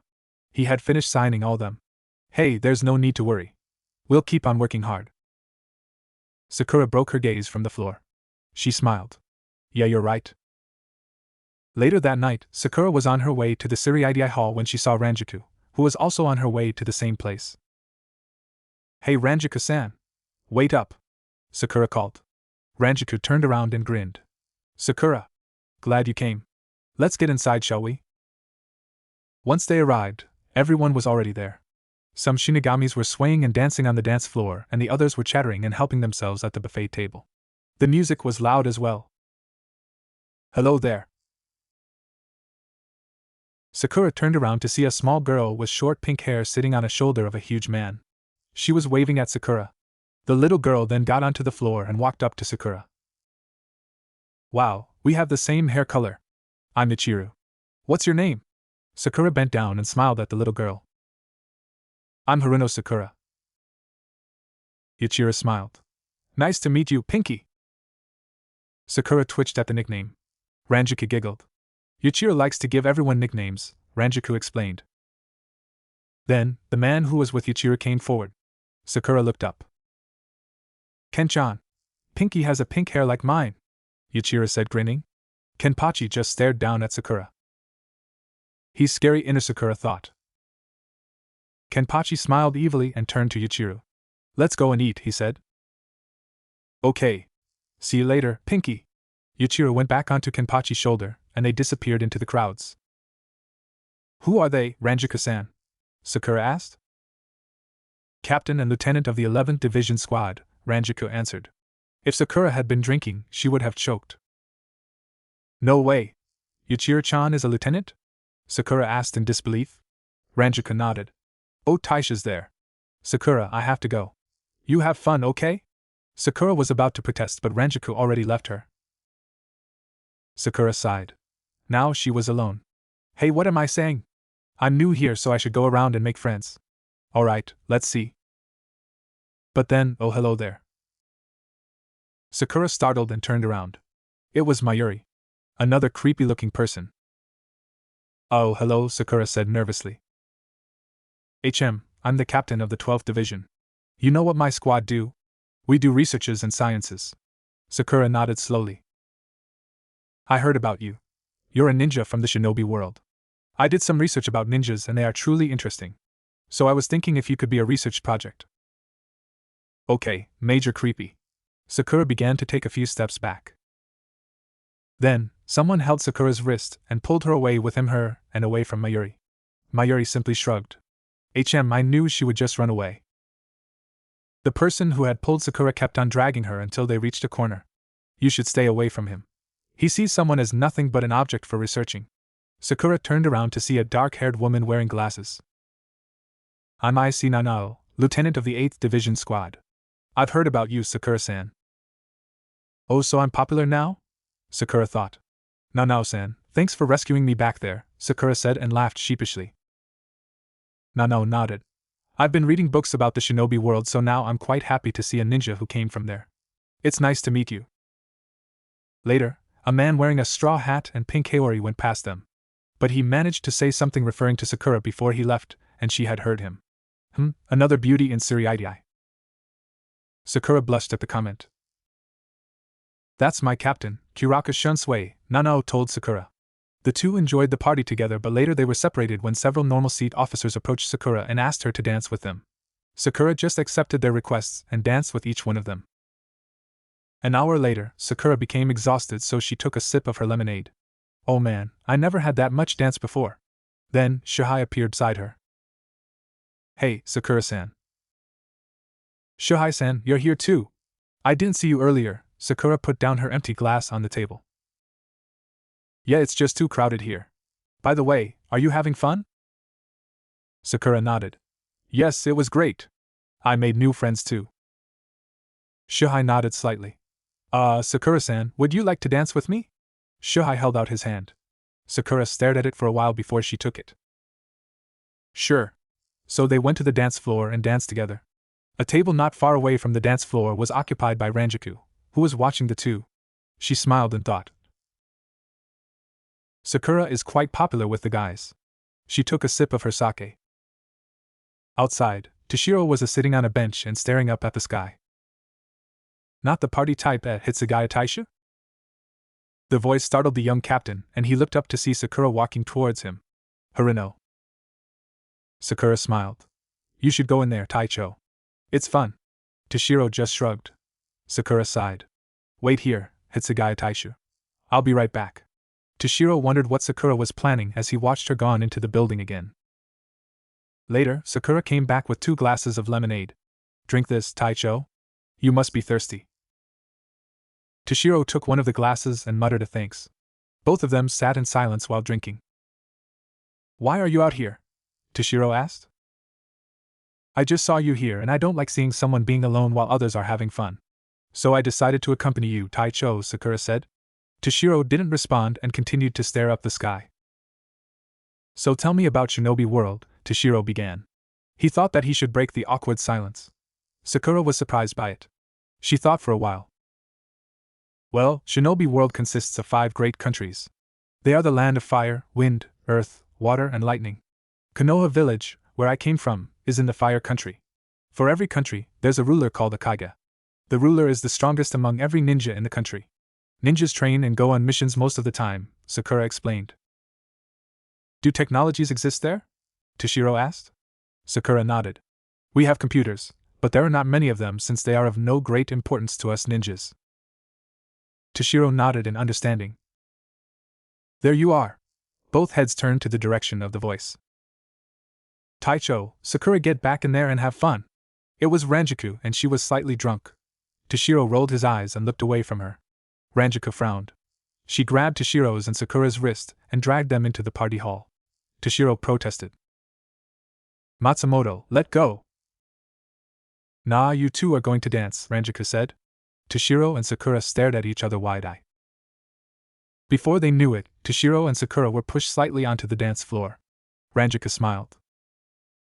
Go on. Have fun, she exclaimed. Toshiro sighed. He held out his hand to Sakura. Sakura was surprised.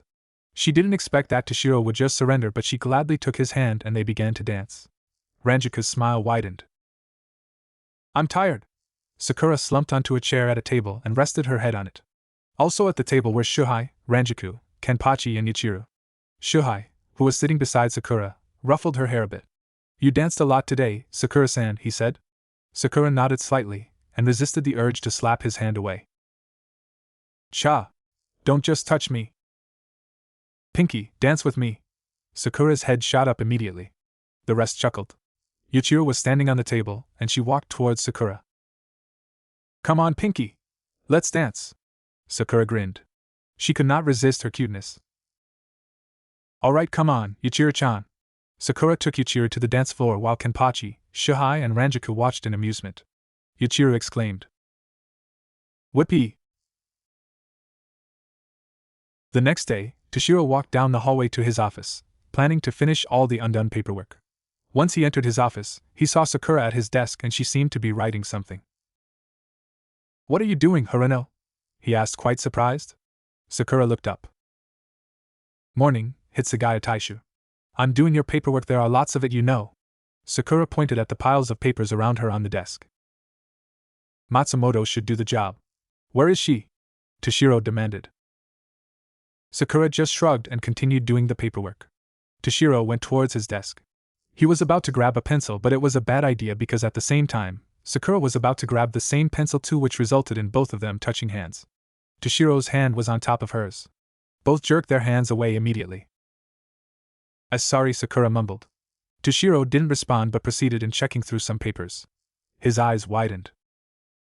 That Matsumoto, she was supposed to fill in these, he said while flipping through the unfinished paperwork. He turned to Sakura. Let me see what you've done. Sakura nodded and grabbed the finished paperwork on her side and handed them to Toshiro. He read through and seemed satisfied at the result. Later, they took a break. Sakura sat on a couch in the office while Toshiro sat across her. So what made you want to come here? He asked all of a sudden. Sakura was surprised by that question. The answer was so obvious. To gain Shinigami powers and protect my village. What else? Oh, there is something else. Sakura was taken aback by what Inner Sakura had just said. Toshiro was not smart for nothing. He had been looking at Sakura's record and noted important information about her. According to her record, she was the apprentice of the current Hokage and was specialized in healing abilities. She was among the top medic ninjas. In fact, she was the best. Her current rank was only Chunin and she had lots of training she must do before she could advance to Jounin level. So why would the Hokage let her own apprentice, who was an excellent medic ninja and also who inherited her powers, go to Soul Society? Toshiro was curious. Sakura took a deep breath and started awkwardly. I wanted to try a new living. Toshiro raised an eyebrow. Sakura bit her lower lip and sighed inwardly. Can't believe I'm going to tell my captain about it. Well, I was lonely there in Konoha. I lacked training as I didn't have much of it lately. Shisho was too busy being a Hokage while my team sensei only trains one of my teammates. I really need to train to become strong enough to save my other lost teammate. Sakura stopped there for a while. Other teammate? Toshiro asked. He left and betrayed our village 4 years ago. He fled to Sound Village and became the apprentice of an evil man to gain power for life purposes. Sakura didn't want to go into details such as telling Orochimaru's name and Sasuke's goal. That had nothing to do with the business going around here in Soul Society. The word betrayed had Toshiro think back again.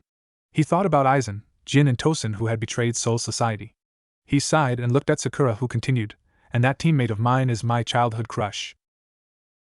Toshiro then remembered the time he went to Konoha village to bring the 7 ninjas to Soul Society. A boy with blonde hair had said something to Sakura about bringing someone back. Maybe he was talking about the same guy she's telling me now. All of a sudden, Sakura's stomach growled so loud that she blushed madly.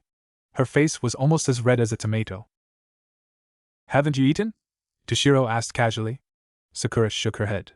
She didn't eat anything since she got up this morning. Instead, she just went straight to the office and do the paperwork. Toshiro then got up. Let's go and get you something to eat, he said. Sakura didn't expect this but just nodded anyway and went with him outside into somewhere in Suriidai where they could eat. On their way, Sakura recalled about everyone who lived in Soul Society did not feel hungry. They ate and drank but hunger was never a problem. They arrived at a small restaurant and ordered a small meal.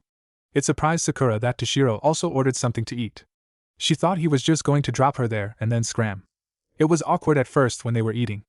Toshiro was sitting across her at their table. If people saw this, they might think that Toshiro and Sakura were on a date if they wouldn't jump to conclusions, of course. Sakura thought about something to break the silence. Then she remembered about what she had been meaning to ask lately. So she decided to ask that question to Toshiro. Hitsugaya Taishu, I've been wondering what's outside Suriidai? She asked. Rokangai, it is the largest place in Soul Society where the dead were sent to and they live there, Toshiro explained. Sakura nodded in understanding. After her plate was empty, she got up and began to walk away. Where are you going? Toshiro asked. To Rokangai. I'm curious about that place, Sakura replied. Toshiro was left confused. Wait, Harino. There are huge, strong walls enclosing Suriidai. The only way to go to Rokangai is to pass the walls, he said. Sakura grinned. Why don't I just break down the wall with my inhuman strength? Toshiro almost smacked his face with his palm. Kidding. I'll just convince the gate guardian to let me out for a while. Toshiro sighed. They won't allow you. Let me go with you. The gate guardian will let you pass only if a captain is with you. Sakura was surprised again. She just shrugged it away and walked with him to the gates. Rokangai was such a poor city. Everyone stared at both Toshiro and Sakura as the two walked along the streets. Then, they spotted a huge gathering near a house. Curious, Toshiro and Sakura rushed towards the scene. What going on? Toshiro asked one of the people. Oh, Captain Shinigami. A man in his middle age got poisoned. A mysterious person had injected a liquid into that man, but the bad guy fled the scene after that. Some of the people are chasing after him right now, the person said. It has been hours since this happened, so I don't think the victim can make it, another person said. After hearing this, Sakura pushed through the crowds in order to see the poisoned man. Haruno, where are you going? Toshiro asked and pushed through the crowds too. Sakura had successfully gone into the middle of the crowds and saw a middle-aged man lying helplessly in the arms of a woman on the ground. Please, somebody help my brother. He was poisoned, the woman cried. Sakura got onto her knees. I'll help him, she said. Toshiro was wondering what she would do. Lay him on the ground first, Sakura commanded. The woman did as told. Sakura then tore open the man's shirt and put her hands on his chest. She examined him first. Please get a bucket and fill it with water, Sakura requested. The woman ran immediately into the house and later came back out with a bucket filled with water. Sakura's hands started to glow green. She pressed her palms on the man's chest and concentrated on her left hand. Dokuniki no Jutsu.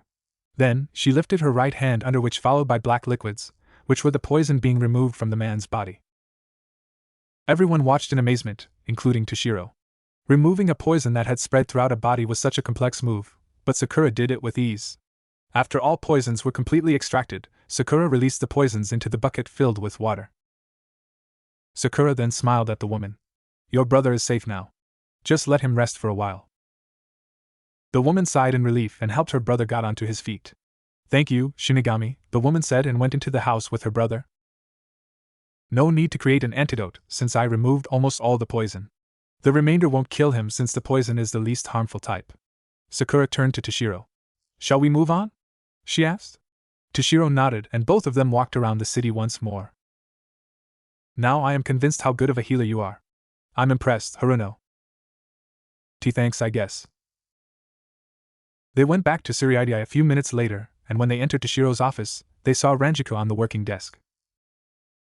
Matsumoto, you're finally doing your job, Toshiro smirked while Sakura giggled. Taicho, Sakura. Where have you been? Ranjika asked. Oh, he's just showing me around Rakongai since I really wanted to see that place, Sakura explained. Ranjika grinned. Oh, so both of you were on a date. Sakura blushed. No, we were not, both Toshiro and Sakura said in unison. The next day, Sakura was helping the Shinigamis with the construction of a building. She didn't know what they were building, but it was sure a huge and tall one. Sakura was on the 10th floor. With her inhuman strength, she could carry large and heavy boulders. When she was about to pick one, she wasn't aware of what was behind her in open space. There was no wall behind her. So she tripped on the edge of the ground and fell. Oh my God! Below, someone was passing by when he saw Sakura falling. He gasped and instinctively held out his arms to catch her. Sakura finally fell into those arms. She was too afraid that she shut her eyes close and wrapped her arms around her savior's neck. Hey, Sakura opened her eyes just to stare into a pair of large green ones. She gasped and blushed at the closeness, then jumped off of him immediately. Hitsugaya Taishu. Haruno, you should be careful next time. Who knows what would have happened to you if I wasn't here, Toshiro said. Sakura nodded and put her hands on her chest. She could feel her heartbeat racing faster. Haruno, I came to take you to the Shinigami Academy. The 6 ninjas wanted to see you, Toshiro said. Sakura then remembered the other 6 who joined her here. It had been a long time since last saw them. Sakura looked up at the building that was under construction. You can work later, Haruno, Toshiro said. Sakura nodded and performed some hand seals. Bunshin no Jutsu. Then, 4 Sakura clones appeared. Toshiro went wide-eyed. Will you guys do the job while I'm gone? All the 4 clones nodded and then they disappeared into the building. Sakura turned to Toshiro. Let's go, Hitsugaya Taishu. Shuhei was painting the walls when he saw Sakura coming towards him. Hi there, Sakura-san. I didn't know you're helping with the construction as well, he said. Sakura Clone 1 nodded. What can I help with, Shuhei-san? She asked. Shuhei thought for a while. How about getting me some more paint? They are on the next floor. Sakura Clone 1 nodded and disappeared. Later, Sakura Clone 2 happened to be passing by Shuhei as well. Oh, Sakura-san, I see you're back. Where are the paints? Shuhei asked. Sakura Clone 2 raised an eyebrow. Huh? Shuhei got confused by her response. I thought I asked her to get me some paint, he thought, then sighed. Never mind, why don't you just get me another paintbrush? This one looks old, he said and pointed at the current brush he was holding. All right, I'll go and search for it, she said and disappeared. Shuhei shook his head and continued his work. Shortly after that, Sakura Clone 1 came back with 4 buckets of paint in her hands. Shuhei-san, I brought you these, she said smiling. Shuhei almost fell over. What is wrong with her? Thanks. Where's the brush I asked you to get? He asked. Sakura narrowed her eyes. You only told me to get some paint, not a brush, Sakura Clone 1 said almost threateningly. Shuhei gulped and surrendered. All right. It's okay. Forget about it. Then, Sakura Clone 2 reappeared. Shuhei-san, I brought you a paintbrush. Oh, I see what's wrong here. Sakura Clone 1 and Clone 2 then grinned at each other. Shuhei could have sworn he was hallucinating. Renji was setting up bricks when he saw Sakura Clone 3 coming. Hi, Renji-san. Sakura greeted and waved. Hi, Sakura-san, he greeted back. Sakura stopped when she was close enough to Renji. Ichem, can I help you with anything? She asked. Oh, not at all. Wait, how about you help me with setting up these bricks, he said. Sakura looked around. Is the cement enough? The clone asked. Renji then noticed that he had run out of cement. Do you want me to get some more for you? Sure, if it doesn't bother you. Nah, it's okay. I came here to help, Sakura Clone 3 said. Okay, get me some of those, please, Renji requested. Sakura nodded and disappeared. Later, while Renji was doing his work, Sakura was walking past him and she was moving a wheelbarrow which contained bricks. Ah, Sakura-san, where are the cements? Renji asked. Sakura Clone 4 stopped her tracks and held a confused expression. What are you talking about, Renji-san? She asked. But I thought you were going to get me some cements, he exclaimed. Sakura Clone 4 shrugged. I only remember to get some bricks for Izuru-kun, she said. Renji narrowed his eyes. Darn it, Kira! Did you force her to not get some cement for me and asked her to get you bricks instead? Renji dropped his work and went into a random direction. Where are you going, Renji-san? Kira, there you are. Renji, I've been looking for you. Both said Shinigamis went up to each other. Don't force Sakura-san to get you something when she is supposed to get me cement/bricks. Both said in unison. Then, they became confused. What are you talking about, Renji? Hey, I'm supposed to ask you that question. Guys, calm down. Stop arguing, please. Sakura Clone 3 appeared from behind Kira. She was carrying a sack of cement. Renji's eyes almost bulged out. Sakura-san, what are you doing here? Renji asked in disbelief. Kira sighed. If you're here then, who's the person carrying the bricks? Huh! Both Kira and Sakura Clone 3 said in surprise. A clone. All heads turned towards the voice behind Renji. They saw Sakura Clone 4 carrying bricks with a wheelbarrow.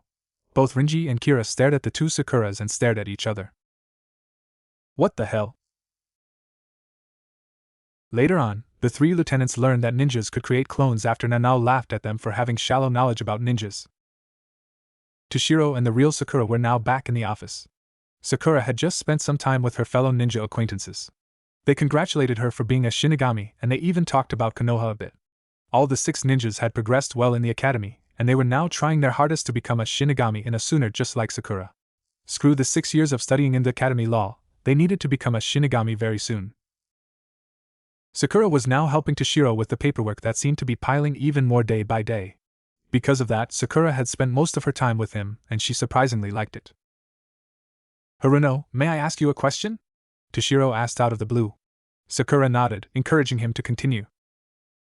Is your pink hair natural? Konoha Village, Shinobi World. At the Team 7 usual training grounds, 2 ninjas were sparring. One was a gray-haired sensei and the other one was a blonde. Every time they trained, the blonde was all hyped. But today, he was unusual. He seemed upset and was not concentrating so much. Kakashi noticed this.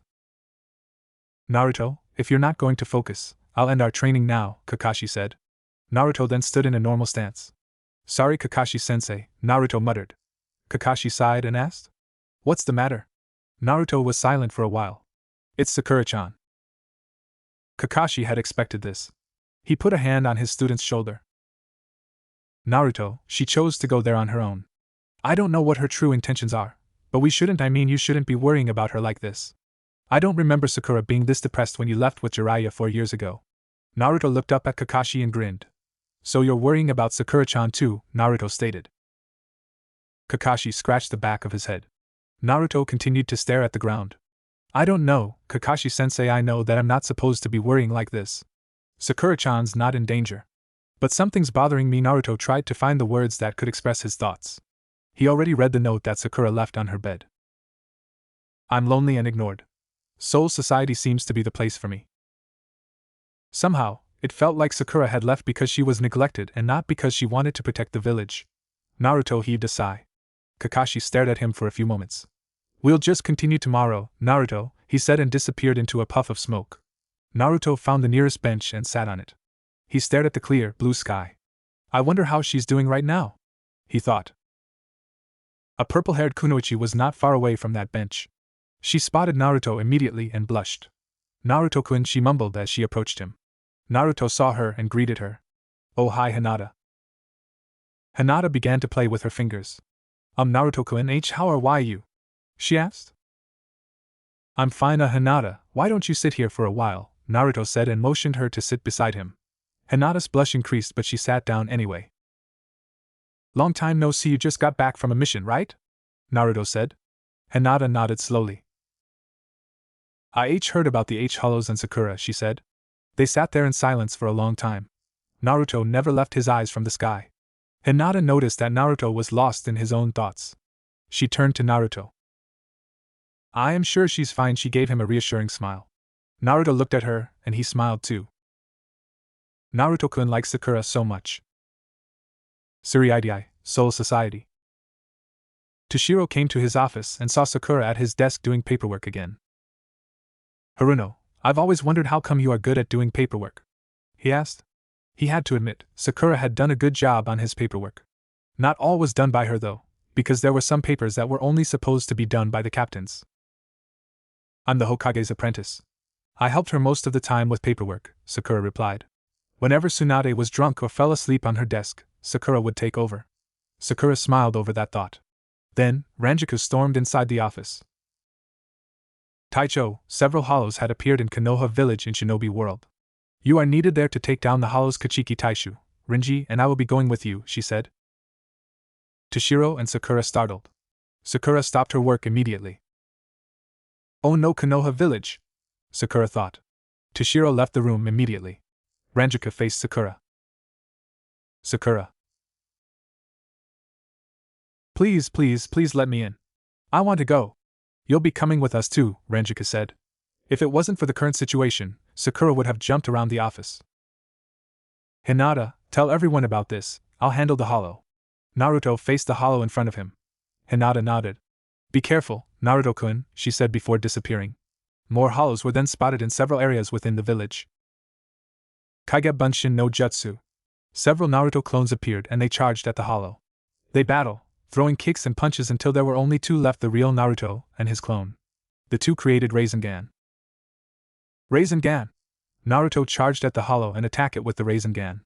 The hollow cried in pain before it died. Another hollow appeared behind Naruto. He was about to turn around when someone slashed the hollow into two.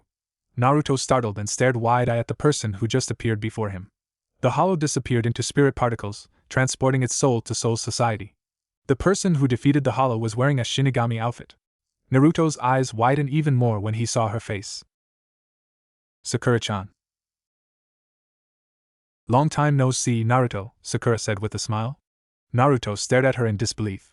She was wearing a Shinigami outfit, that would mean she was a Shinigami. Sakura-chan, you're a Shinigami? Sakura nodded and said, unbelievable, right? I thought it would take me years, but no. Whoa, you're amazing, Sakura-chan, and whoa, your katana looks cool too. Naruto said and pointed at Sakura's Zanpakuto, which was in her right hand. This is called a Zanpakuto, Sakura told him. Naruto let out an "oh." Naruto then looked Sakura in the eye.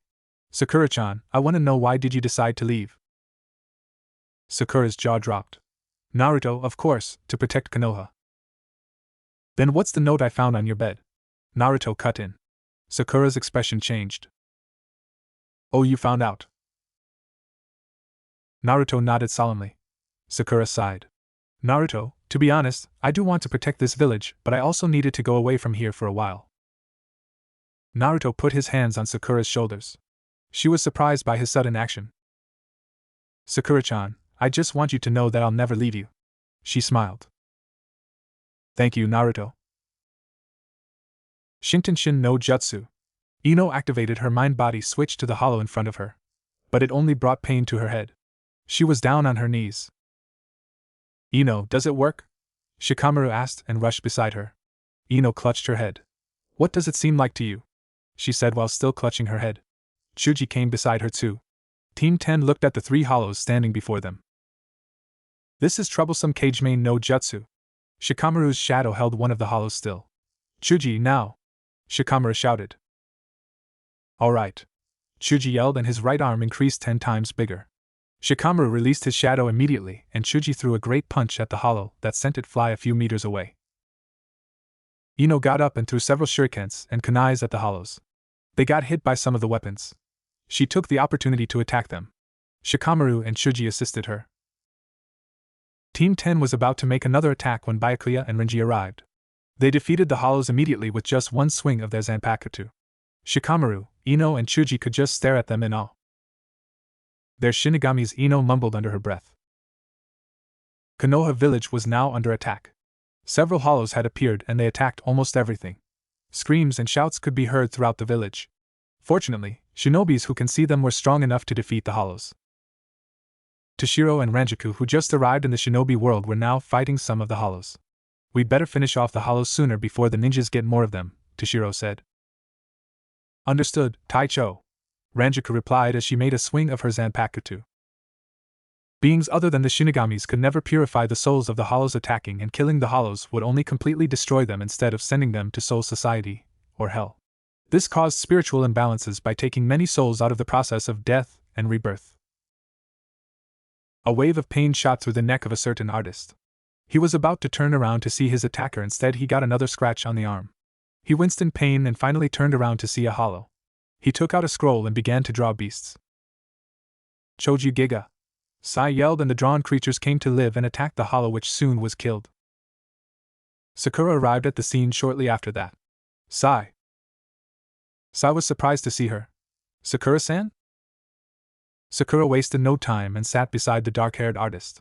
Her hand started to glow green and she healed injured areas on Sai's body. Did you become a Shinigami? Sai asked as he studied Sakura's appearance. He knew the characteristics of a Shinigami, being having to always wear the black kimono and hakama, and they also carried a katana with them. Sakura currently matched those characteristics. Sakura nodded without uttering a word. Sai stared at her for a while. It's done, she said as her hand stopped glowing green before she stood up. I better go now, Sai, and then Sakura turned to leave. Sakura turned around slowly to look at Sai again. What is it? She asked. Sai then remembered the picture he had drawn in the library. But he only shook his head. Never mind. I'll see you later, Sai said. Sakura just nodded and continued to run in a different direction. Sakura ran through the village, defeating every hollow she encountered. But then, she tripped on a huge log and injured her right knee badly, and her Zanpakuto flew out of her hand in the process. A hollow appeared before her, and was about to attack her. The hollow was coming towards her so fast that she wouldn't have time to heal herself.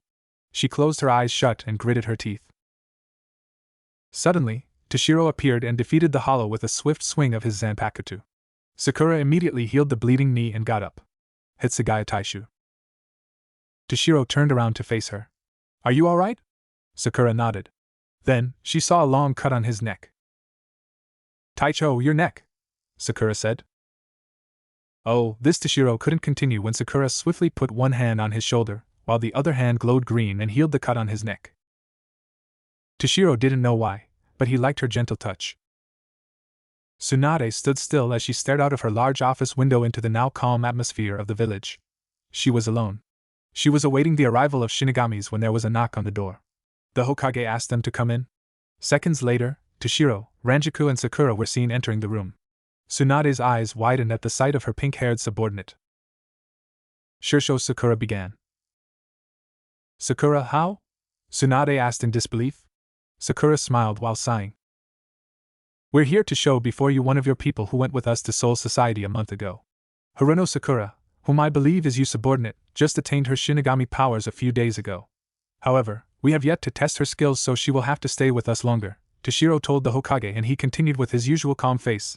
Though unbelievable it may seem for a human to obtain this power in a short amount of time, she is an excellent student at the Shinigami Academy, and her skills are quite impressive. Sakura blushed slightly at the compliment. Tsunade turned to Sakura and said honestly, I'm proud of you. A few moments later, Byakuya and Renji appeared in the office. We're here to report that all hollows have been taken care of. There's no sign of any of them at the moment, Renji told Tsunade. The Hokage nodded and thanked them for their cooperation. Our job here is done. We must go back now, Byakuya announced and headed towards the door. Renji, Toshiro and Ranjaku began to follow suit. Deep down, Sakura was hesitant but walked towards the exit not far behind them. Once they're outside in the hallway, Sakura stopped in her tracks. Wait, Kuchiki Taishu. Sakura called and everyone came to an abrupt stop. He didn't turn around, so Sakura continued, Can I be here for a little longer? Just for a few minutes. I want to see my friends. Haruno Byakuya began with a sudden dark voice. Sakura gulped at the scary tone. We are ordered to head back once our job here is done. You are not allowed to taint your duty with your personal matters or feelings. Sakura came to a sudden realization and instantly regretted what she had said. I'm sorry, Kuchiki Taishu. Sakura apologized. Toshiro noticed her saddened look and tried to defend her. I'll go examine some areas to ensure everything's safe. You can go back without me, Toshiro turned to Sakura. Haruno, I'd like you to come with me to direct me to certain places since you're from here. However, you are not to see your friends. Sakura was quite surprised at this, but she only managed to nod at her captain. Byakuya only gave a slight nod before he resumed his walking towards the exit. Renji and Ranjaku followed from closely behind. Haruno, 15 minutes, Toshiro said once he and Sakura were outside the Hokage Tower, and the rest of the Shinigamis had disappeared. Sakura looked at him in confusion. What? Meet me at the Konohagakure gate after 15 minutes. Until then, do whatever you want. Really? Sakura almost grinned widely. Hurry up before I change my mind. Sakura's grin almost reached her ears. She grabbed both of his wrists. Thank you so much, Hitsugaya Taishu. Sakura released him before she dashed to a different direction. Toshiro just stood in his current position and watched Sakura's retreating back. He smiled at her behavior. What am I thinking? The young captain talked to himself. Tsuruidai, Soul Society. The 15-minute reunion had brought Sakura to Naruto and Team 10, who had happened to have been hanging out together at Ichiraku ramen stand. Although it was only brief, Naruto, Ino, Shikamaru and Chuji enjoyed the story told by the pink-haired Kunoichi about Soul Society and its people. Or souls to be exact. Before she was about to leave, Ino had hugged her tightly, saying that she would miss teasing her. 9 minutes later, Sakura had met up with Toshiro and together they had traveled back to Tsuruidai. Now standing in the Shinigami Academy training fields, Sakura closed her eyes to concentrate. She was told that she would have a test of her strength and would battle a Shinigami to see if Sakura was capable of being at least top 10 seat officer. Captain Yamamoto and all the 4th and 10th Division squad officers were going to witness the battle. The battle would take place in a few days. Sakura panted. She had been training for hours now and decided to stop. She wiped a sweat on her forehead and sat on the ground with her back against the wall. A few minutes later, Shihai came with 2 cups of tea in his hands. He approached Sakura. She got up on her feet. Here, I brought you one, he said and handed 1 cup to her. Sakura took it. She knew she was blushing, but she was thankful that it was hidden by her already flushed face from the exhaustion. Thank you. They drank the tea in silence. So what are you going to do after this? It's already night. Are you going to train more? He asked. Sakura looked at him. No, I think I'll stop here. Shihai smiled. Yeah, you should. You've been training for hours. Don't worry, I'm sure you'll do well in your battle, he reassured her. Sakura nodded and took another sip of the tea. Say, wanna walk around with me? Shihai suddenly asked. Sure. Problems about hollows invading Shinobi world had yet to be solved. Such circumstance happened in the human world too, and these events happened all of a sudden. Something must be wrong in Huecomondo, the place where the hollows come from. So the 12th Division of Godai 13 was still doing researches and finding solutions. Got anything yet? Nimia asked one of the researchers. Sounds of typing keyboards and mumbles filled the research room. Not yet. Not even a single clue was found. Everybody is still working on it, the person told. Nimia nodded. She exited the room to report to Mayuri about it. Meanwhile, few Shinigamis were assigned to go to the human world to view the situation. Toshiro, Ranjaku, Sakura, Rukia and Renji were told that it is best to discuss the current matter with Urahara Kisuke. They all agreed and set off to the human world. So, who's Urahara Kisuke? Sakura asked as the whole team arrived in Karakura town. An owner of the Urahara shop, Renji said. Sakura raised an eyebrow and Rukia rolled her eyes. Renji, be more specific. Rukia said and turned to Sakura. He's a former captain of the 12th Division, Rukia said. Sakura nodded in understanding. We should get a Jigai, Toshiro told them. Before Sakura could ask, he told her, it's a faux body. We should use it so normal people can see us. Since you're not a soul, you can just stay in your current body. Now Sakura had learned many things. So why did you call us Urahara-san? Ichigo asked as he was about to sit on the floor of the Urahara shop. Yuryu, Chad and Oriheim did the same. They, including Kisuke, sat around the brown circular table. We'll just wait for them to come, Kisuke said. Everyone raised their eyebrows. Who's them? Yuri asked. The question was left unanswered as Yururu rushed inside the room. They're coming. The Shinigamis, she said. Later, the main door opened to reveal Toshiro, Ranjaku, Sakura, Rukia and Renji. Ichigo stood up at once. Rukia! Renji! Ranjaku-san, Toshiro. A vein popped in Toshiro's head. It's Hitsugaya Taishu. Ichigo ignored that and turned to Sakura. Who is she? He asked. Sakura immediately recognized Ichigo as one of the Shinigamis who came to Konoha village during the first hollow attack. She's Harino Sakura, one of the ninjas from Shinobi World, Ranjika told everyone. All eyes widened. Don't you think it's a bit too early for her to be a Shinigami? Yuri asked. Sakura-san had gained her Shinigami powers. That is why she became a Shinigami earlier than the rest of the ninjas who came to Soul Society, Rukia explained. Everyone listened in amazement. Later, Yorichi came into the room. Yes, I've heard about her. Soifan told me everything. She came towards Sakura and shook hands with her. I'm Shihoin Yorichi, former commander of the Shinigami Special Forces, Yorichi introduced herself. Nice to meet you, she added. In return, Sakura nodded. Kisuke removed his hat. I'm Urahara Kisuke. I'm Inoue Oriheim. Oriheim introduced herself with a wide smile. Kurosaki Ichigo. Ichigo said. I'm Sato Yasutora, told Chad. Ishida Yuryu, I'm a Quincy. After hearing Yuryu's voice, Sakura wondered, his voice sounds very familiar. Nesan. A little lion doll shouted that came out of nowhere. Everyone startled. Khan was about to hug Rukia but he was kicked to the ground. Khan winced. Nesan, I miss you, he said while crying anime tears. Rukia just smirked. Khan got up to his feet, and when he turned to Sakura, oh, another cutie. He flew towards Sakura and hugged her, pressing his face to her small breasts. Sakura was horrified. Kya! A perverted talking doll. With her super-inhuman strength, Sakura punched Khan until he hit the wall far away very hard, that a loud thud can be heard. Khan passed out. Everyone chuckled. Don't worry, he's only an artificial soul, Ranjika reassured her. Sakura would find out about that later because now, she was still shocked about Khan.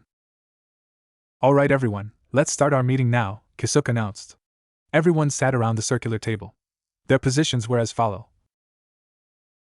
Kisuke, Yorichi, Chad, Yuryu, Rukia, Ichigo, Rinji, Ranjiku, Toshiro, Sakura and Oriheim. Kisuke began. Now, we know that hollows have been frequently came to both human world and shinobi world. Sakura frowned at the mention of shinobi world. Kisuke continued. We need to know what's causing them to come in large numbers. And about Shinobi World, they shouldn't even have the ability to go there, because Shinobi World is a dimension which is very different than here. Everyone was deep in their own thoughts. Maybe something's wrong in Hueco-Mando, Yuri said. Yes, we were thinking about that too. Right now, the 12th Division is doing their research, Renji told him. Yuri pushed the middle of his glasses a bit farther up with his index finger, and HN'd. Let us know if something important comes up, Yurichi said. Sure, we will inform you on everything that matters the situation, Toshiro told her. Kisuke stood up. I guess that is all. Then, he left the room. Yorichi followed. Everyone began to talk about random things. Oriheim and Sakura talked to each other. Haruno-san, I like your hair. It's so bright, Oriheim said. Sakura ruffled her hair a bit. Thank you. Yours is beautiful too, oh, and please just call me by my first name. Oriheim nodded. Alright, Sakura-san. Oh, since you're new to this place, why don't I show you a park where we can get to know each other very well? Oriheim grinned. Sure, let's go, Sakura said.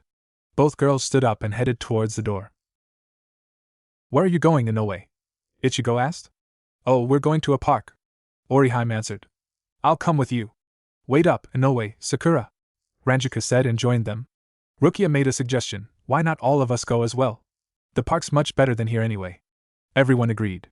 Hey, we should get a jigai first, Renji said.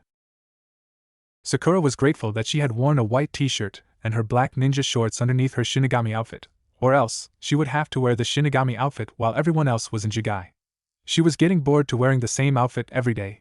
She had her ninja high heel boots too, much to her relief because with them, her legs won't be exposed too much since she only wore the black shorts. She also had her gloves. The gang was walking along the streets of Karakura town, in search of the mentioned park. Sakura could have sworn many men were staring at Ranjiku and herself. Ranjiku wasn't bothered at all, but Sakura kept bending her head down as if she just got humiliated. Toshiro, who was walking beside her, had shot few glances at her, and she noticed this. Later, they arrived at a large park. There was a track field not far away. Hey, anybody want to race at the track? Renji asked. The rest turned to him, and they nodded. I think I'll just watch, Yuria said and went to the nearest bench. There are only 4 lanes. How about we race in pairs? Sakura made a suggestion. You mean like the first person runs half of the track and then the other will take the other half? Ichigo asked. Sakura nodded. Relay race. The pair who won will be treated to a special restaurant, Ranjiku offered. Everyone agreed with a chuckle. Okay, choose your partner, Rukia said. Ranjika glomped Toshiro. Taicho, I'm with you, Ranjika exclaimed. Toshiro sighed. Kuchiki-san, can I be your partner? Orihime asked. Sure, Inoue, Rukia agreed. Chad, let's go. Ichigo and Chad went ahead to the track field. Sakura looked at Renji. So that means I'm your partner, she said. Yeah, come on, let's go, Renji said. Everyone got into their position. Ichigo took the first lane, Rukia the second, Renji the third, and Ranjika took the fourth. Remember, let's just do it normally, Rukia said. The rest just shrugged but agreed to it. Yuria decided that he would be the judge. On your mark, get set, go. Ichigo, Rukia, Renji, and Ranjika took off. Chad, Orihime, Sakura, and Toshiro waited and watched as their partners race. The runners' speed almost matched up with each other. Maybe it's because they're Shinigamis, Sakura thought. However, after this it might be different. It was unbelievable, because all the current runners who had ran half of the track almost reached their partners at the same time. Sakura held out her hand immediately. Go, Sakura-san, Renji said once he clapped his hand over hers. Sakura took off. The rest were already on the go too. Then, Orihime was a bit left behind from the other three, followed by Chad. Now, Toshiro and Sakura are on equal tracks. Sakura found it very easy to run along the track. As a ninja, she'd been jumping from roof to roof, tree to tree, and ninja's speed is incredibly fast too. That's natural. Sakura knew that Toshiro was in a jigai. Oh, what am I doing? Why am I taking this easily? Sakura looked at Toshiro. He looked back at her and saw her smirked. Toshiro raised an eyebrow. Sorry, Hitsugai Taisha, but I'm going to win, Sakura said. It was Toshiro's turn to smirk. We'll just see about that. In a blink of an eye, Sakura was already ahead of Toshiro. What, the Toshiro mumbled. I'm not at full speed yet. Sakura began to run at full speed. Now, she's meters away from the other three. Amazing, Sakura-san, Orihime said. As expected of a ninja, Rukia said, who was amazed at Sakura's speed. Later, Sakura reached the finish line first, followed by Toshiro, Chad, and Orihime. Sakura panted slightly and wiped a sweat away from her forehead. She heard small claps. We won, Sakura-san. That was Renji. Before Sakura could turn around to face him, arms had wrapped around her waist, lifted her up and spun her around. Sakura laughed. She knew it was Renji. In a wide clearing, Chad and Sakura stood side by side, watching the view in front of them. Heavy silence fell upon them. Winds caressed their skin. Sakura had no idea why she agreed to this, but since Chad was so curious about her, she agreed to do it. She wouldn't want to let him down. Glancing beside her, she saw Chad staring at the grounds. Sakura did the same and thought for a while. Sato-san, are you sure about this? Do we have to do it here? Sakura broke the silence. Yes, Chad responded simply. Well, we're alone and nobody's here. Do you think it's okay to do it? I'm sure. I'm afraid someone will be shocked about this. Are you afraid that someone will find out? We don't have to keep it a secret. Yes. Never mind, you ready? Let's do it. Chad's arm was armored and Sakura concentrated a large amount of chakra to her fist. At the same time, they punched the ground with their enormous strength, which caused the ground to be destroyed. The two watched the effect of their strength to the ground. If somebody finds this out, they'll be shocked, Sakura said, grinning. Chad stared wide-eyed. Sakura-san, you have an amazing strength. Sakura rubbed the back of her head. You're not bad too, Sato-san, she said. Then, Ranjika came out of the bushes. Oh, there you are, Sakura, Sato. It's time to head back. The rest are waiting. Oh my, what happened here? Ranjika stared at the scene in front of her. The land was in a bad shape. Oh, Ranjika-san, we were just testing our strength, Sakura said as she ran over towards Ranjika. Oh, I see, come on, let's go. Someone deserves a treat at a restaurant, remember? Sakura grinned. Later, the three walked out of the clearing. Oh, that hamburger was delicious, Renji said as all of the gang walked out of a fast food restaurant. Ya can't agree more with you, and the French fries were good too, Sakura said as she poked her chin with her index finger. The Shinigamis, including Sakura, hardly ever had those kinds of food. Soul Society, a place where souls eat less because they never get hungry, had no fast food restaurants. On the other hand, the Shinobi world too had no such restaurants. So, the rest of the Shinigamis couldn't agree more with Renji and Sakura. Renji remembered that Sakura had eaten more than 2 burgers. He chuckled. For a small girl like you, you're sure eat much, eh? Sakura pouted slightly. The rest chuckled behind the two. Later, Ichigo, Orihime, Chad and Yuri went to their separate ways after they bade farewell to the Shinigamis. Once they were back at the Urahara shop, Toshiro's handphone rang. He answered it. Hitsugai Toshiro of the 10th Division speaking. Who is this? Hitsugai Taishu. All of you are needed to report back to Soul Society. However, Matsumoto and Haruno should stay and continue the mission. That is all, someone on the other line spoke. What did he say? Renji asked.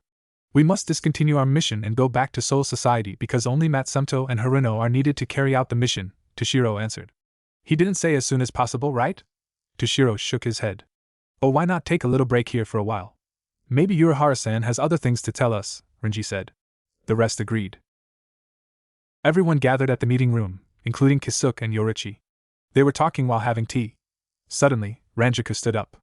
Now that I'm staying here, I need to take a shower. Where's the bathroom? She asked Kisuke. It's upstairs. Fresh towels are in the room next to the bathroom. Ranjaku nodded and turned to Sakura. Sakura, wanna join me? Sakura was startled by the question. And no, you can go first. I'll wait, Sakura said. Ranjaku nodded and went upstairs. Few minutes later, Ranjaku came out of the bathroom, only in a towel. Sakura was waiting outside the bathroom. Your turn, Sakura, Ranjaku said, grinning. Sakura nodded and dashed inside the bathroom. Later, Yorichi appeared and showed Ranjaku a room where she and Sakura were supposed to sleep in for the night. Meanwhile in the bathroom, Sakura turned on the shower tap and felt the water with her hand. She took off her clothes and relaxed in the bathtub while enjoying the shower. This is more relaxing, she said. Few minutes later, she stood up and enjoyed the shower once more. Downstairs, Renji, Rukia and Toshiro were still talking to Kisuke. Suddenly, Toshiro stood up. Where are you going, Hitsugai Taishu? Renji asked. I need to go to the bathroom, he said and went upstairs. By that time, Yorichi reached downstairs. Where's he going? She asked. Bathroom, Kisuke answered simply. Yorichi raised an eyebrow. Sakura's in the bathroom right now. Kisuke and Rukia's eyes widened while Renji choked as he was drinking the tea. Oh, I forgot about that, Kisuke said and scratched the back of his head. Yorichi sighed. Did you also forget that the lock of the door is broken? Now everyone was in horror. Feeling very comfortable and refreshed, Sakura came out of the bathroom only in a pink towel. That was refreshing, Sakura said and smiled widely. She turned around but bumped into someone. Sakura fell on her butt. Ugh. She opened her eyes and to her horror, the person she just bumped into was Toshiro. His eyes widened. I'm sorry, are you alright? Toshiro held out his hand for her. Sakura was about to say something but then she remembered her towel around her body was not wrapped tightly. And down the towel went, revealing a fully naked Sakura in front of the young captain's eyes. Kaya! Came from upstairs. Ops, everyone who was downstairs said in unison. Both Sakura and Toshiro were in deep shade of red right now. There, in front of Toshiro was a fully naked Sakura. There was silence at first before Sakura threw a rubber duck. Now where did that come from at Toshiro? The object hit his head. Sakura threw it very hard and surprisingly the light object caused Toshiro to stumble against the wall behind him.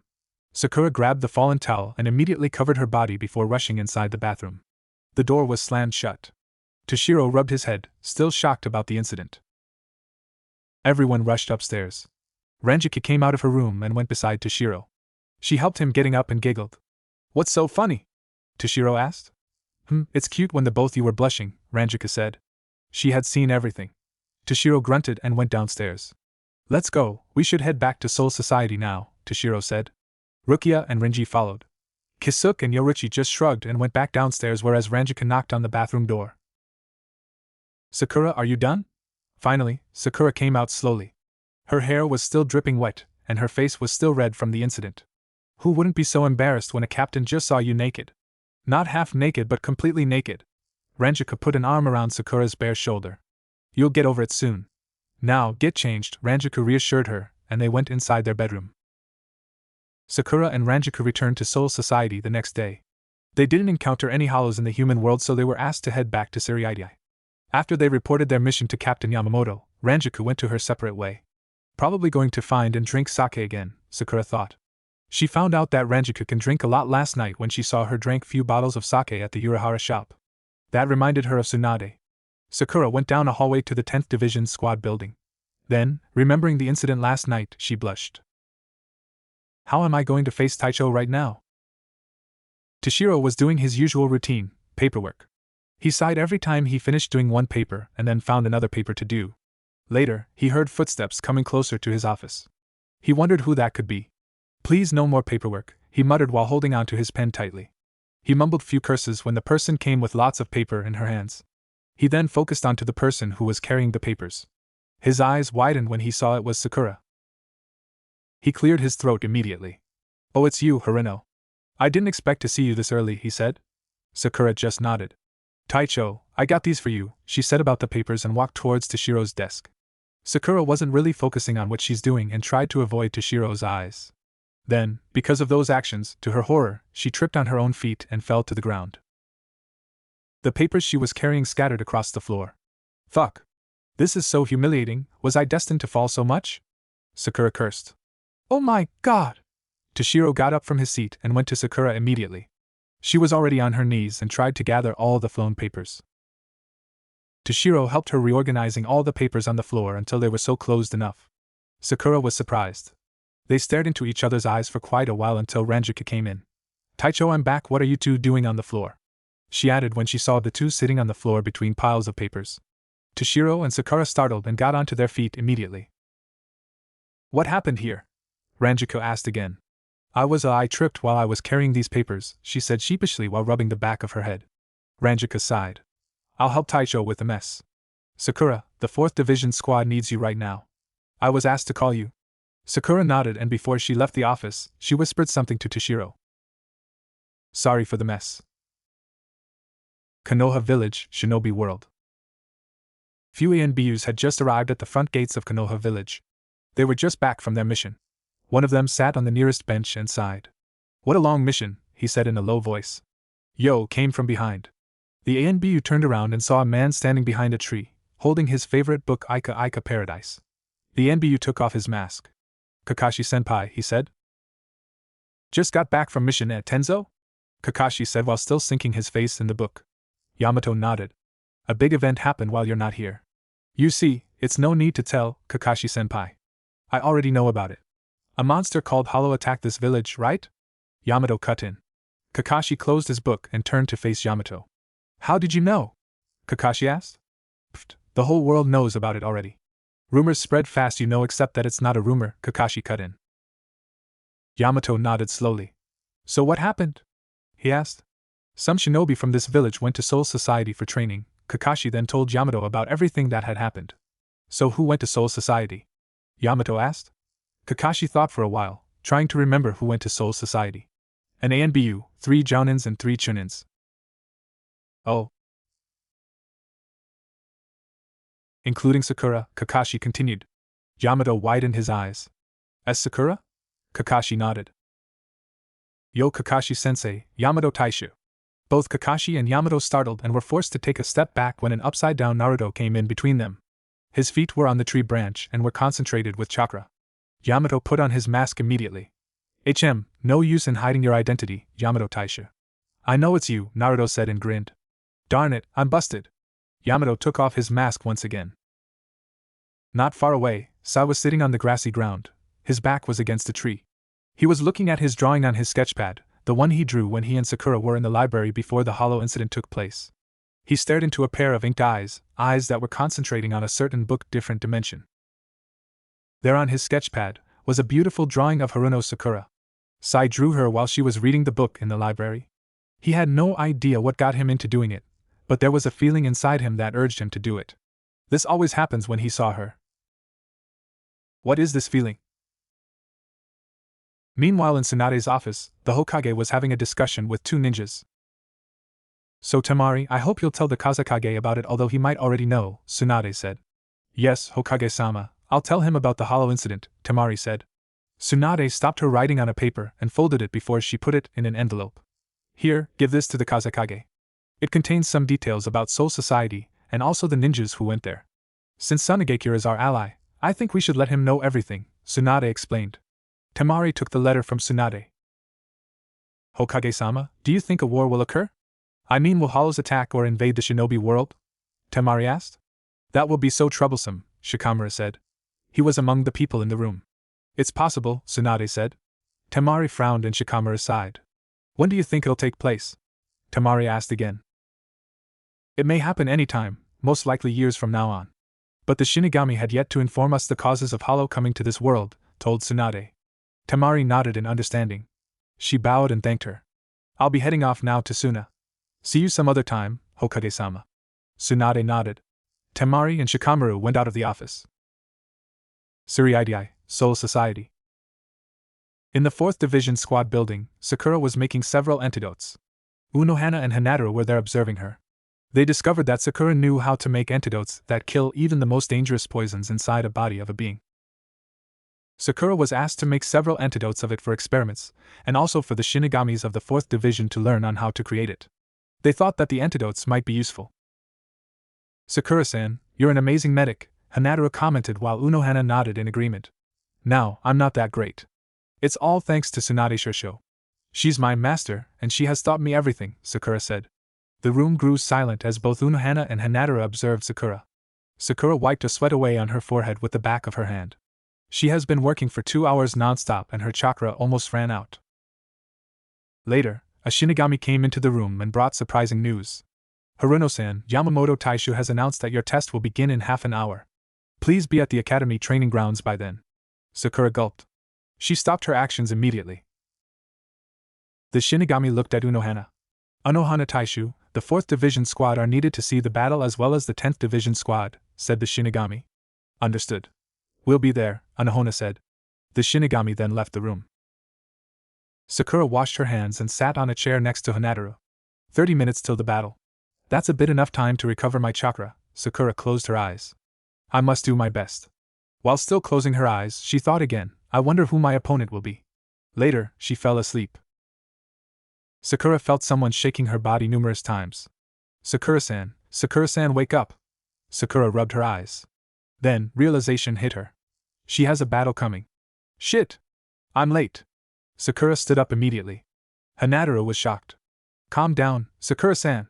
The battle will start in 10 minutes. I thought I should wake you up to get prepared, he said. Sakura let out an "oh." She did some warming up. When she was done, she took out her badge and later came out as Shinigami Sakura. She brought her original body to a nearby couch and laid it there. She then headed towards the academy training grounds. Sakura grew nervous once she arrived at the training field. Captain Yamamoto, Lieutenant Chijiro, the 4th and 10th Division squads were present at the place. Sakura went in the middle of the field. She spotted Unohana, Aisane, Toshiro and Ranjaku standing beside Captain Yamamoto. Ranjaku was waving at her with a wide smile. Do your best, Sakura! Ranjaku shouted. Sakura smiled and waved back.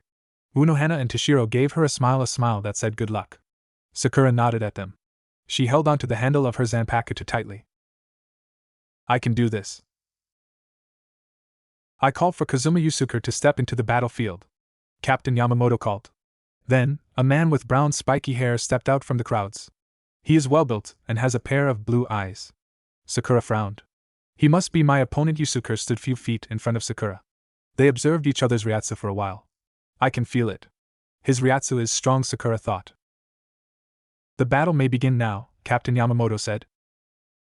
Both Shinigamis drew their Zanpakutos, and they charged at each other until their blades clashed. They stayed in that position for a few moments before they jumped backwards. Sakura charged at her opponent first and swung her Zanpakuto at Yusuke. He managed to get away but also obtained a small cut on the neck in the process. He jumped into the air and leapt. Sakura widened her eyes. Where is he? Then, pain shot through her right upper arm. She looked at it, and was shocked to find a blade pierced through her arm. Sakura looked behind her slowly. Yusuke was behind her, holding the piercing Zanpakuto. I'll say this, Haruno-san, you're good, but you're so slow in detecting my presence, Yusuke said. He drew his Zanpakuto away from her. Blood oozed out from her arm and she was down on her knees. She clutched her bleeding arm and healed it. Yusuke went in front of her. It doesn't matter to me if you're a woman. In a battlefield, we must fight seriously, he said. Sakura smirked. Who said you should take on me lightly? She said and stood up. Her arm was healed but not entirely. She needed to save much chakra for the battle. You have an impressive healing ability, but you can't heal yourself all the time. Eventually, you'll run out of energy to fight me, Yusuke said. Enough talking, Sakura said and charged at him. Their blades clashed again. Then Yusuke disappeared. Sakura was in horror. Relax, Sakura, relax. It's not like you haven't trained to detect people, right? Sakura thought. Then, she remembered. Tsunade had trained her to spot enemies' presence. Due to her lack of training lately, she had forgotten about it. Sakura immediately focused on her surroundings. Left, right, above, below, in front, then, she sensed it. Behind! Sakura turned around and with her superhuman strength, she punched Yusuke, who suddenly appeared behind her. She sent him flying few meters away. He fell onto the ground and coughed blood. Seems that you underestimated me, Yusuke-san, Sakura said. Yusuke got up to his feet and smirked. You're good. Now I'll just use Shurikai mode, he said. Shurikai? Yusuke held his Zanpakuto in front of him. Sakura jumped a few feet back. Then, the blade of Yusuke's Zanpakuto multiplied. How, thousands of blades. That must be his Zanpakuto's name, Sakura thought. Then, the blades flew towards Sakura. Her eyes widened. She didn't have much time to dodge, so she got hit by some of them. She healed some of the injured areas immediately, and got up back to her feet. Yusuke's blade multiplied again, and the blades charged at her. She ran. The blades followed her everywhere. With chakra concentrated to her feet, she ran on walls and all the blades hit the walls instead. Sakura stopped and landed on the ground. She panted slightly. More blades were coming towards her. That's it. I've had enough of this. Let me show him my Shurikai. Although more blades were coming to her in every direction, Sakura didn't move. She closed her eyes and held her Zanpakuto upright. She looked at her reflection in the blade. Come out, Hikari no Tsubasa. At that moment, everyone was shocked. She had found out the name of her Zanpakuto, that means Captain Yamamoto said. She can activate Shurikai, Toshiro added. The blades were getting closer to Sakura and she didn't even make a slightest movement. But then... whoosh! All the blades were thrown away from Sakura's direction by a strong wind. Everyone was shocked and curious about where the strong wind came from. Then they saw it. The blade of Sakura's Zanpakuto had extended to a much larger size. Sakura made one swing of her Zanpakuto at Yusuke's direction. It produced a strong wind that hit Yusuke. He received a lot of cuts on his body.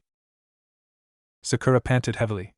I didn't train enough, even one swing took a lot of my chakra. At this rate, my limit is only 4 swings. I only have 2 swings left. More blades came at Sakura. She dodged them with her large Zanpakuto. Yusuke charged at her, and their blades collided. It was only for a short time when Yusuke jumped back and multiplied his Zanpakuto's blades again. Sakura had to react quickly because the blades were coming at high speed. Moreover, the distance between her and Yusuke was not far away. So her instant reaction was to create another strong wind. It dodged all the blades, but Yusuke managed to get away. Sakura mumbled few curses. Now I only have 1 left. Sakura began to grow more exhausted. Then, she saw an opening. Yusuke was still running. Sakura ran at him at full speed. This is it. The last but powerful swing. I won't miss this. Sakura increased her speed and swung her blade at Yusuke's direction. She swung it so hard that it produced a much stronger wind. Yusuke got hit by it, and he was thrown against a wall and collapsed on his knees. He got a lot of cuts on his body, and they were bleeding. Sakura came closer to him. Those cuts won't make him move, I guess I won the match. And then, she knew she was careless when a blade hit her Zanpakuto, which caused her to lose grip on it. Her Zanpakuto landed few meters away from her. Sakura was about to run and grab it when more blades pierced through her back. Horror. Sakura coughed blood and collapsed to the ground. Yusuke smirked and got up. Sakura lifted her head to look at him. How, she said slowly. You didn't notice that there were some blades left flying in the air. Haruno-san, you are strong, but sadly, you're not strong enough to beat me, a 5th seat officer in the 10th Division Squad, Yusuke said. Sakura smirked. Oh, I'm not done yet, she said. Then, she turned into a puff of smoke. What the? Yusuke yelled. A clone? Everyone watched in amazement. Yusuke could not locate Sakura's Zanpakuto. Behind you, before he could turn around, Sakura's Zanpakuto had already pierced through him. More blood splashed out. He turned his head slowly to find Sakura. She withdrew her Zanpakuto from his body slowly. Yusuke closed his eyes before he collapsed to the ground. Sakura panted more heavily. Those 4 swings of her Zanpakuto caused her to run out of chakra completely. Applause can be heard throughout the field. Sakura's vision became blurred. She looked at Captain Yamamoto's direction. Unohana and Ranjika looked happy and they cheered for her, and Toshiro, he was smiling at her. Sakura smiled back. I did it. Sakura closed her eyes and let her body took her to the ground. Before she could collapse to the ground, Toshiro already caught her. He brought her in his arms and observed her. She had lots of cuts and bruises and some parts of her body were bleeding. Ranjika came beside him. She's unconscious, she said. I'd better take her to the 4th Division Squad building for treatment, or else she'll lost a large amount of blood, Toshiro said. Ranjaku nodded. He took off while carrying Sakura bridal style. Ranjaku smiled at his back. Taicho. The 4th Division Squad officers who were present in the field helped and treated Yusuke's injuries. They later brought him to their main building. Sakura opened her eyes slowly to find herself in a familiar place. I'm in the 4th Squad building. Good, you're awake. Sakura was startled. She turned on her right and found Shuhei standing near her bed. Oh, Shuhei-san, how long was I out? Sakura asked. 5 hours, he said. Sakura nodded. She found herself staring at the ceiling. I heard you did very well in the fight, although it was tied, he said. Tied, eh? No winner, no loser, Sakura said slowly. She was still exhausted from the fight. Shuhei looked behind him. Toshiro was standing against the door frame with his arms crossed over his chest. Well, Sakura-san, I have to go now. Get well soon, Shuhei said. Sakura nodded and said, thanks for visiting. Then, he left the room. Toshiro approached Sakura. Hey, he said. Hey, Sakura replied back. There was silence for a while. Congratulations. Sakura raised an eyebrow before turning to face him. Toshiro smiled slightly. It's been decided. You are now the 6th seat officer of the 10th Division Squad. Sakura sat up immediately. Really? Toshiro nodded. Sakura felt very happy to know that she was now considered to be one of the strongest Shinigami. Captain Commander, more hollows have appeared in the human world. I just came back from my mission. With the assistance of Kurosaki Ichigo, the substitute Shinigami, we were able to tackle down all the hollows. Rukia made her report to Captain Yamamoto. He was deep in thought for a while. Rukia watched him. It seems that the situation is still the same.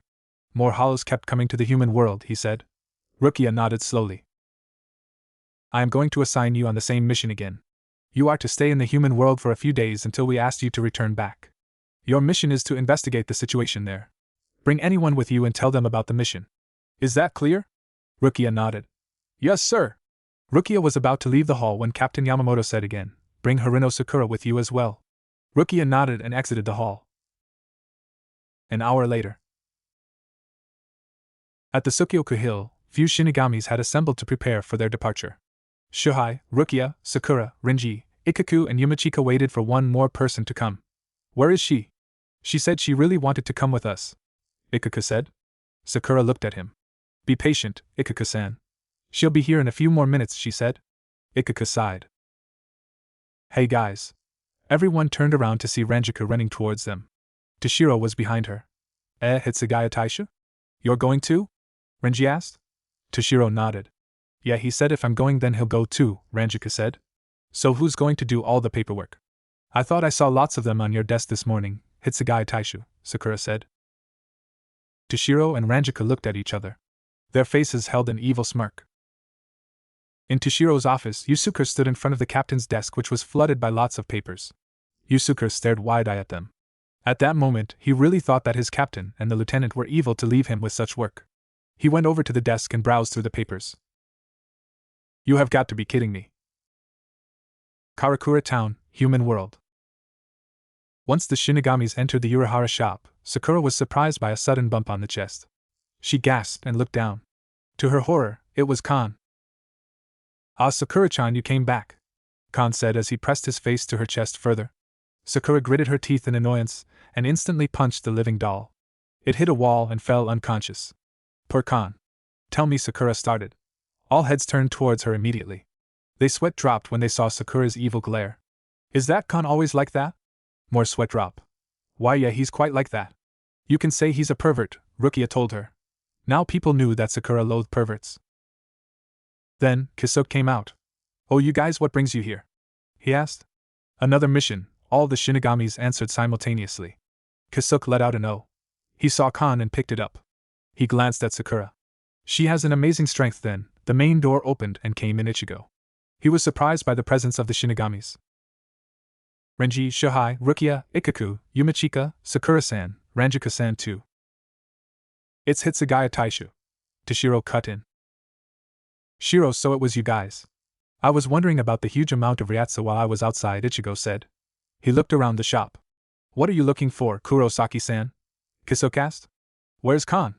I thought I saw him running here, Ichigo said. Kisuke held Kan up. Oh, there he is. He shouldn't be wandering off, especially since hollows came so often. I need him to take care of my body while I was in my Shinigami form, Ichigo said and grabbed Kan from Kisuke. He went back to the door and was about to leave the shop. Aren't you gonna ask what happened to him? Renji asked. Ichigo looked at Kan, who was still unconscious. Nah, I know Kan. He must have done something wrong, am I right? He asked. Darn right, Sakura muttered, enough for Ichigo to hear. He almost grinned and turned to leave. Suddenly, he turned around once more to face the Shinigamis. By the way, my dad's throwing a party tonight. So all of you are invited, Ichigo said. A party? Oh yes, I would like to come, Ranjika said happily. Ichigo nodded and left the shop. Suddenly, Ranjika grabbed Sakura's wrists. Sakura, since we're in the human world, why don't we go shopping? Ranjika asked. Sakura raised an eyebrow and wondered how can they go and have fun at times like this. Before she could say anything, Ranjika had dragged her out of the shop. Toshiro sighed. There she goes again. Later at night. At the Kurosaki residence, the family was busy preparing for the party set by Kurosaki Isshin. Ichigo had no idea why his father decided to throw a party for him, but he just agreed to it. So Ichigo, have you invited your friends to come over for the party? Isshin asked his son. Yeah, Ichigo replied simply.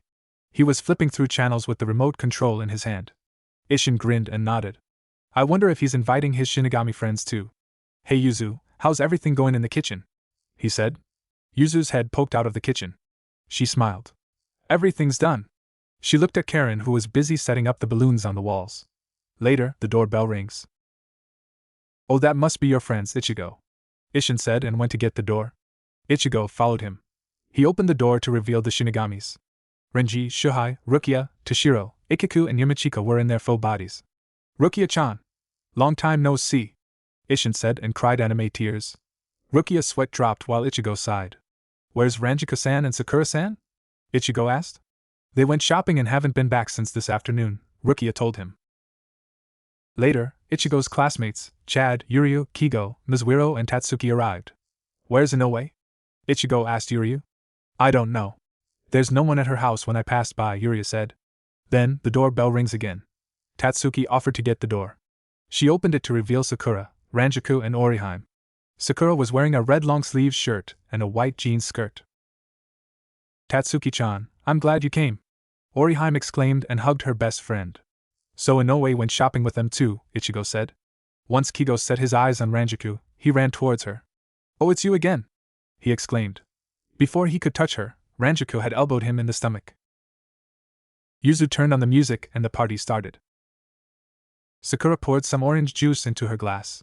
She took a sip and looked at her surroundings. Everyone seemed to be enjoying themselves. Then, she saw Yuria sitting at a table alone.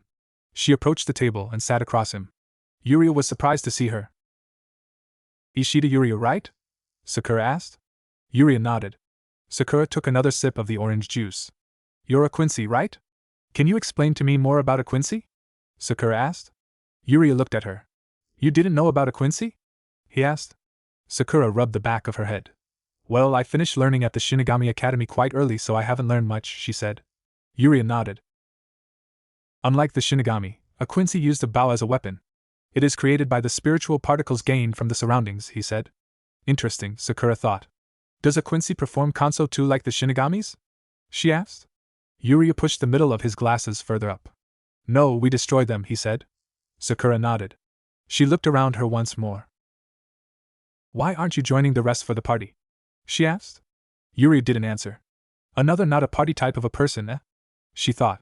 Then, she spotted Toshiro standing against a wall with a glass of water in hand not far behind Yuryu. She blushed. Why am I always blushing whenever I saw him? Inu Sakura questioned herself. Sakura pushed the thought away. Haruno-san, what squad are you in? Yuryu asked all of a sudden. Sakura blinked. I'm in the 10th Division squad with Hitsugaya Taishu. She slapped her mouth immediately when she realized what she had said.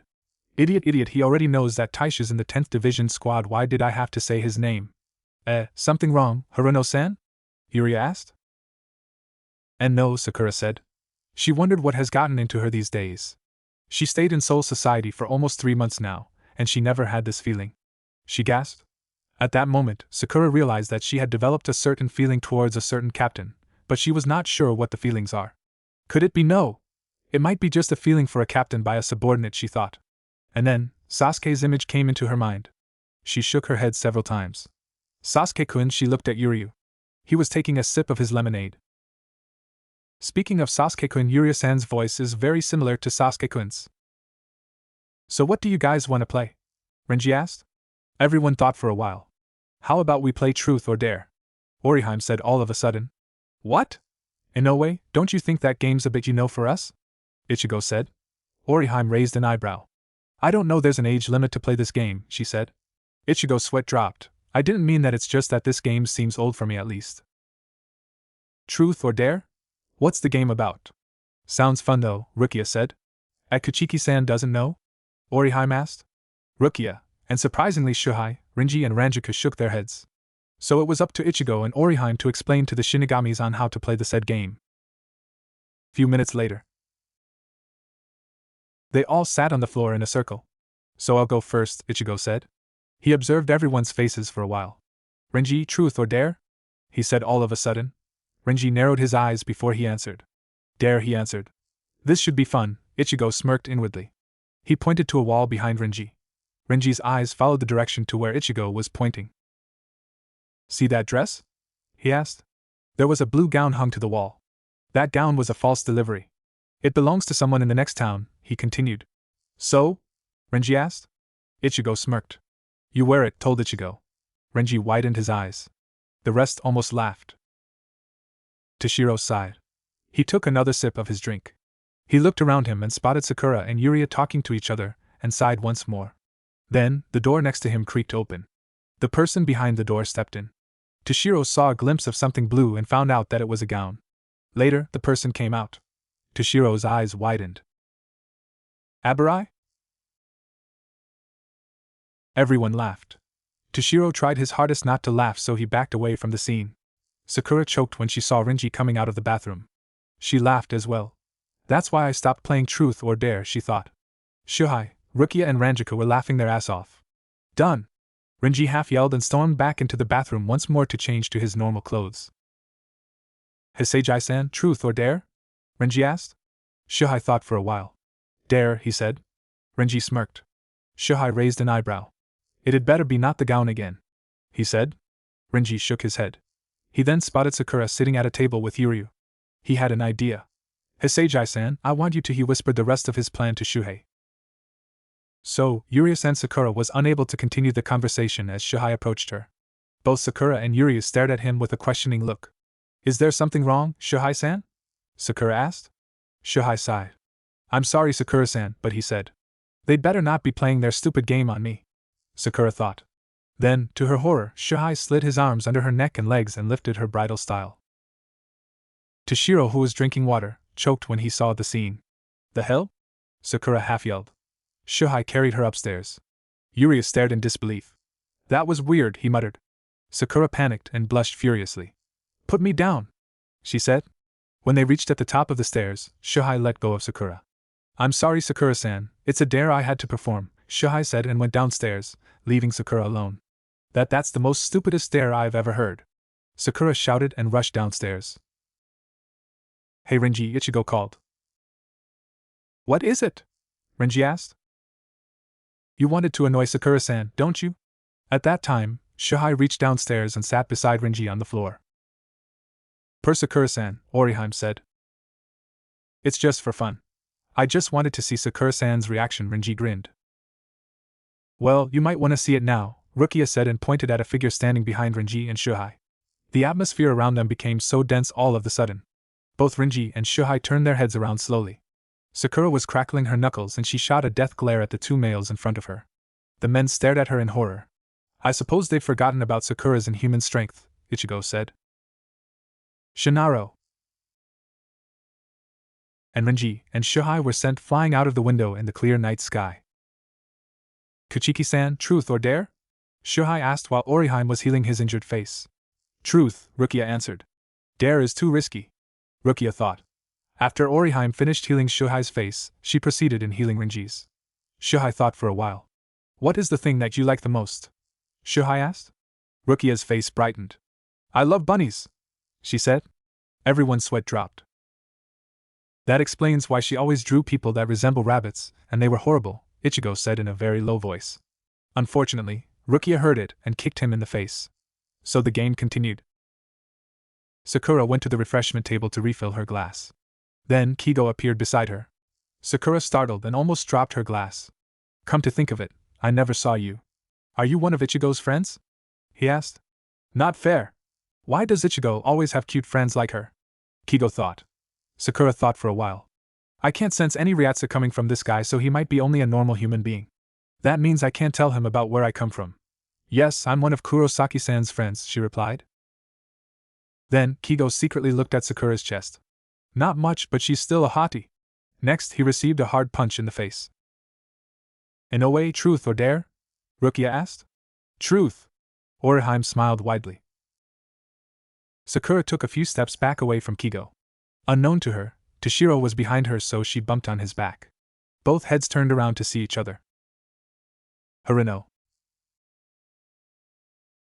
Hitsugaya Taishu. Later, they both started a normal conversation. Ranjika-san, truth or dare? Orihime asked the said person.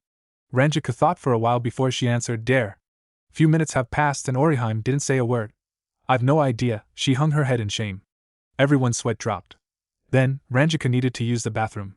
Time out, she said and ran to the direction of the bathroom. While Ranjika was running, she accidentally pushed Sakura and didn't turn back to apologize. Sakura was forced to stumble forward. Toshiro was shocked.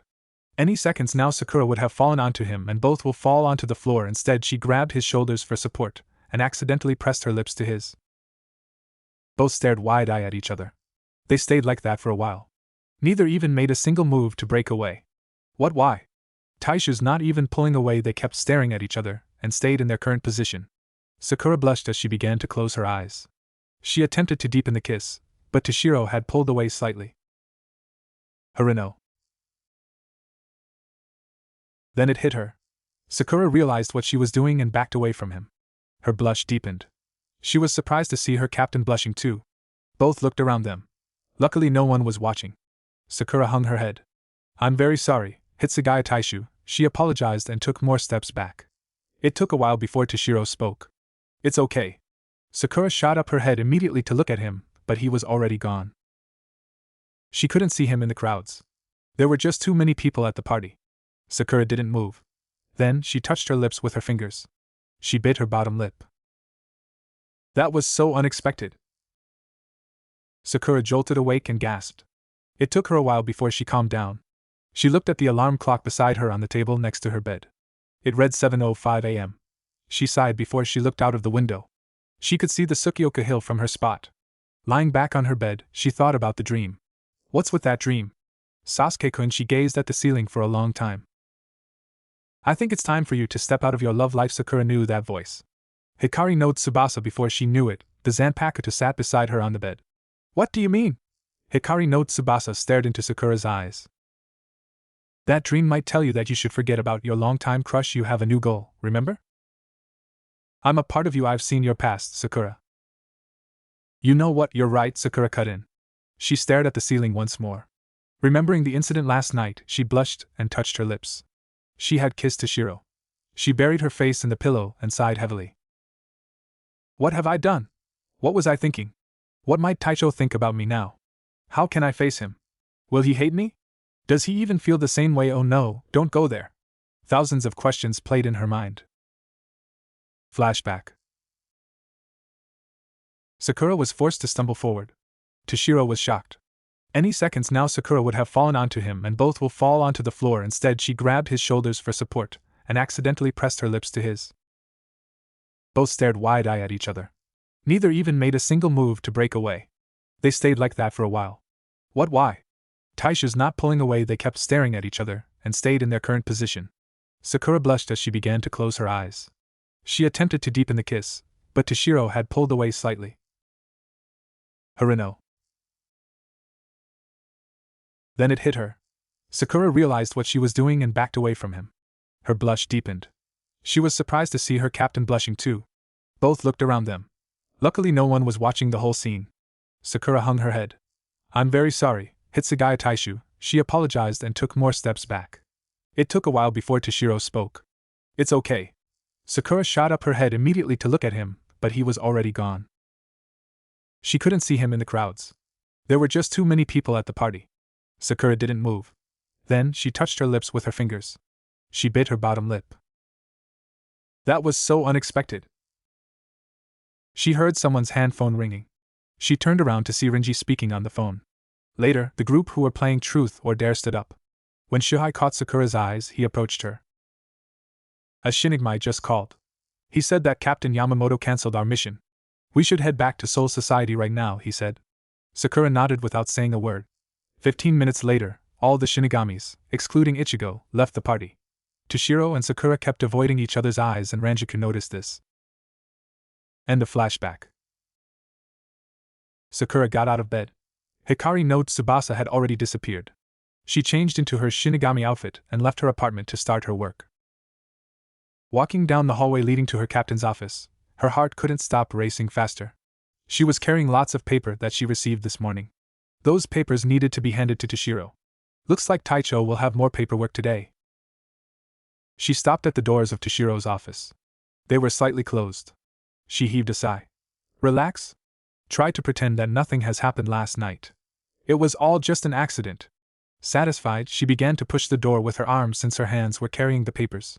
Before she could push it any further, she heard people talking in the room. One was definitely Toshiro, but the other person has a soft voice.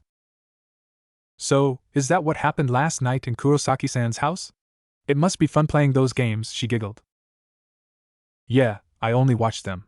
I didn't join, Toshiro said. He continued reading his book. He felt very relieved that he has done all his paperwork. His desk was completely empty right now. Why not, Hitsugaya-kun? It's a silly game.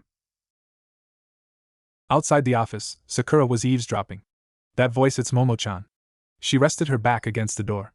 I wonder what is it between Hitsugaya Taishu and Momo-chan. They're having smooth conversation in there, and she's the only one here that calls him Hitsugaya-kun.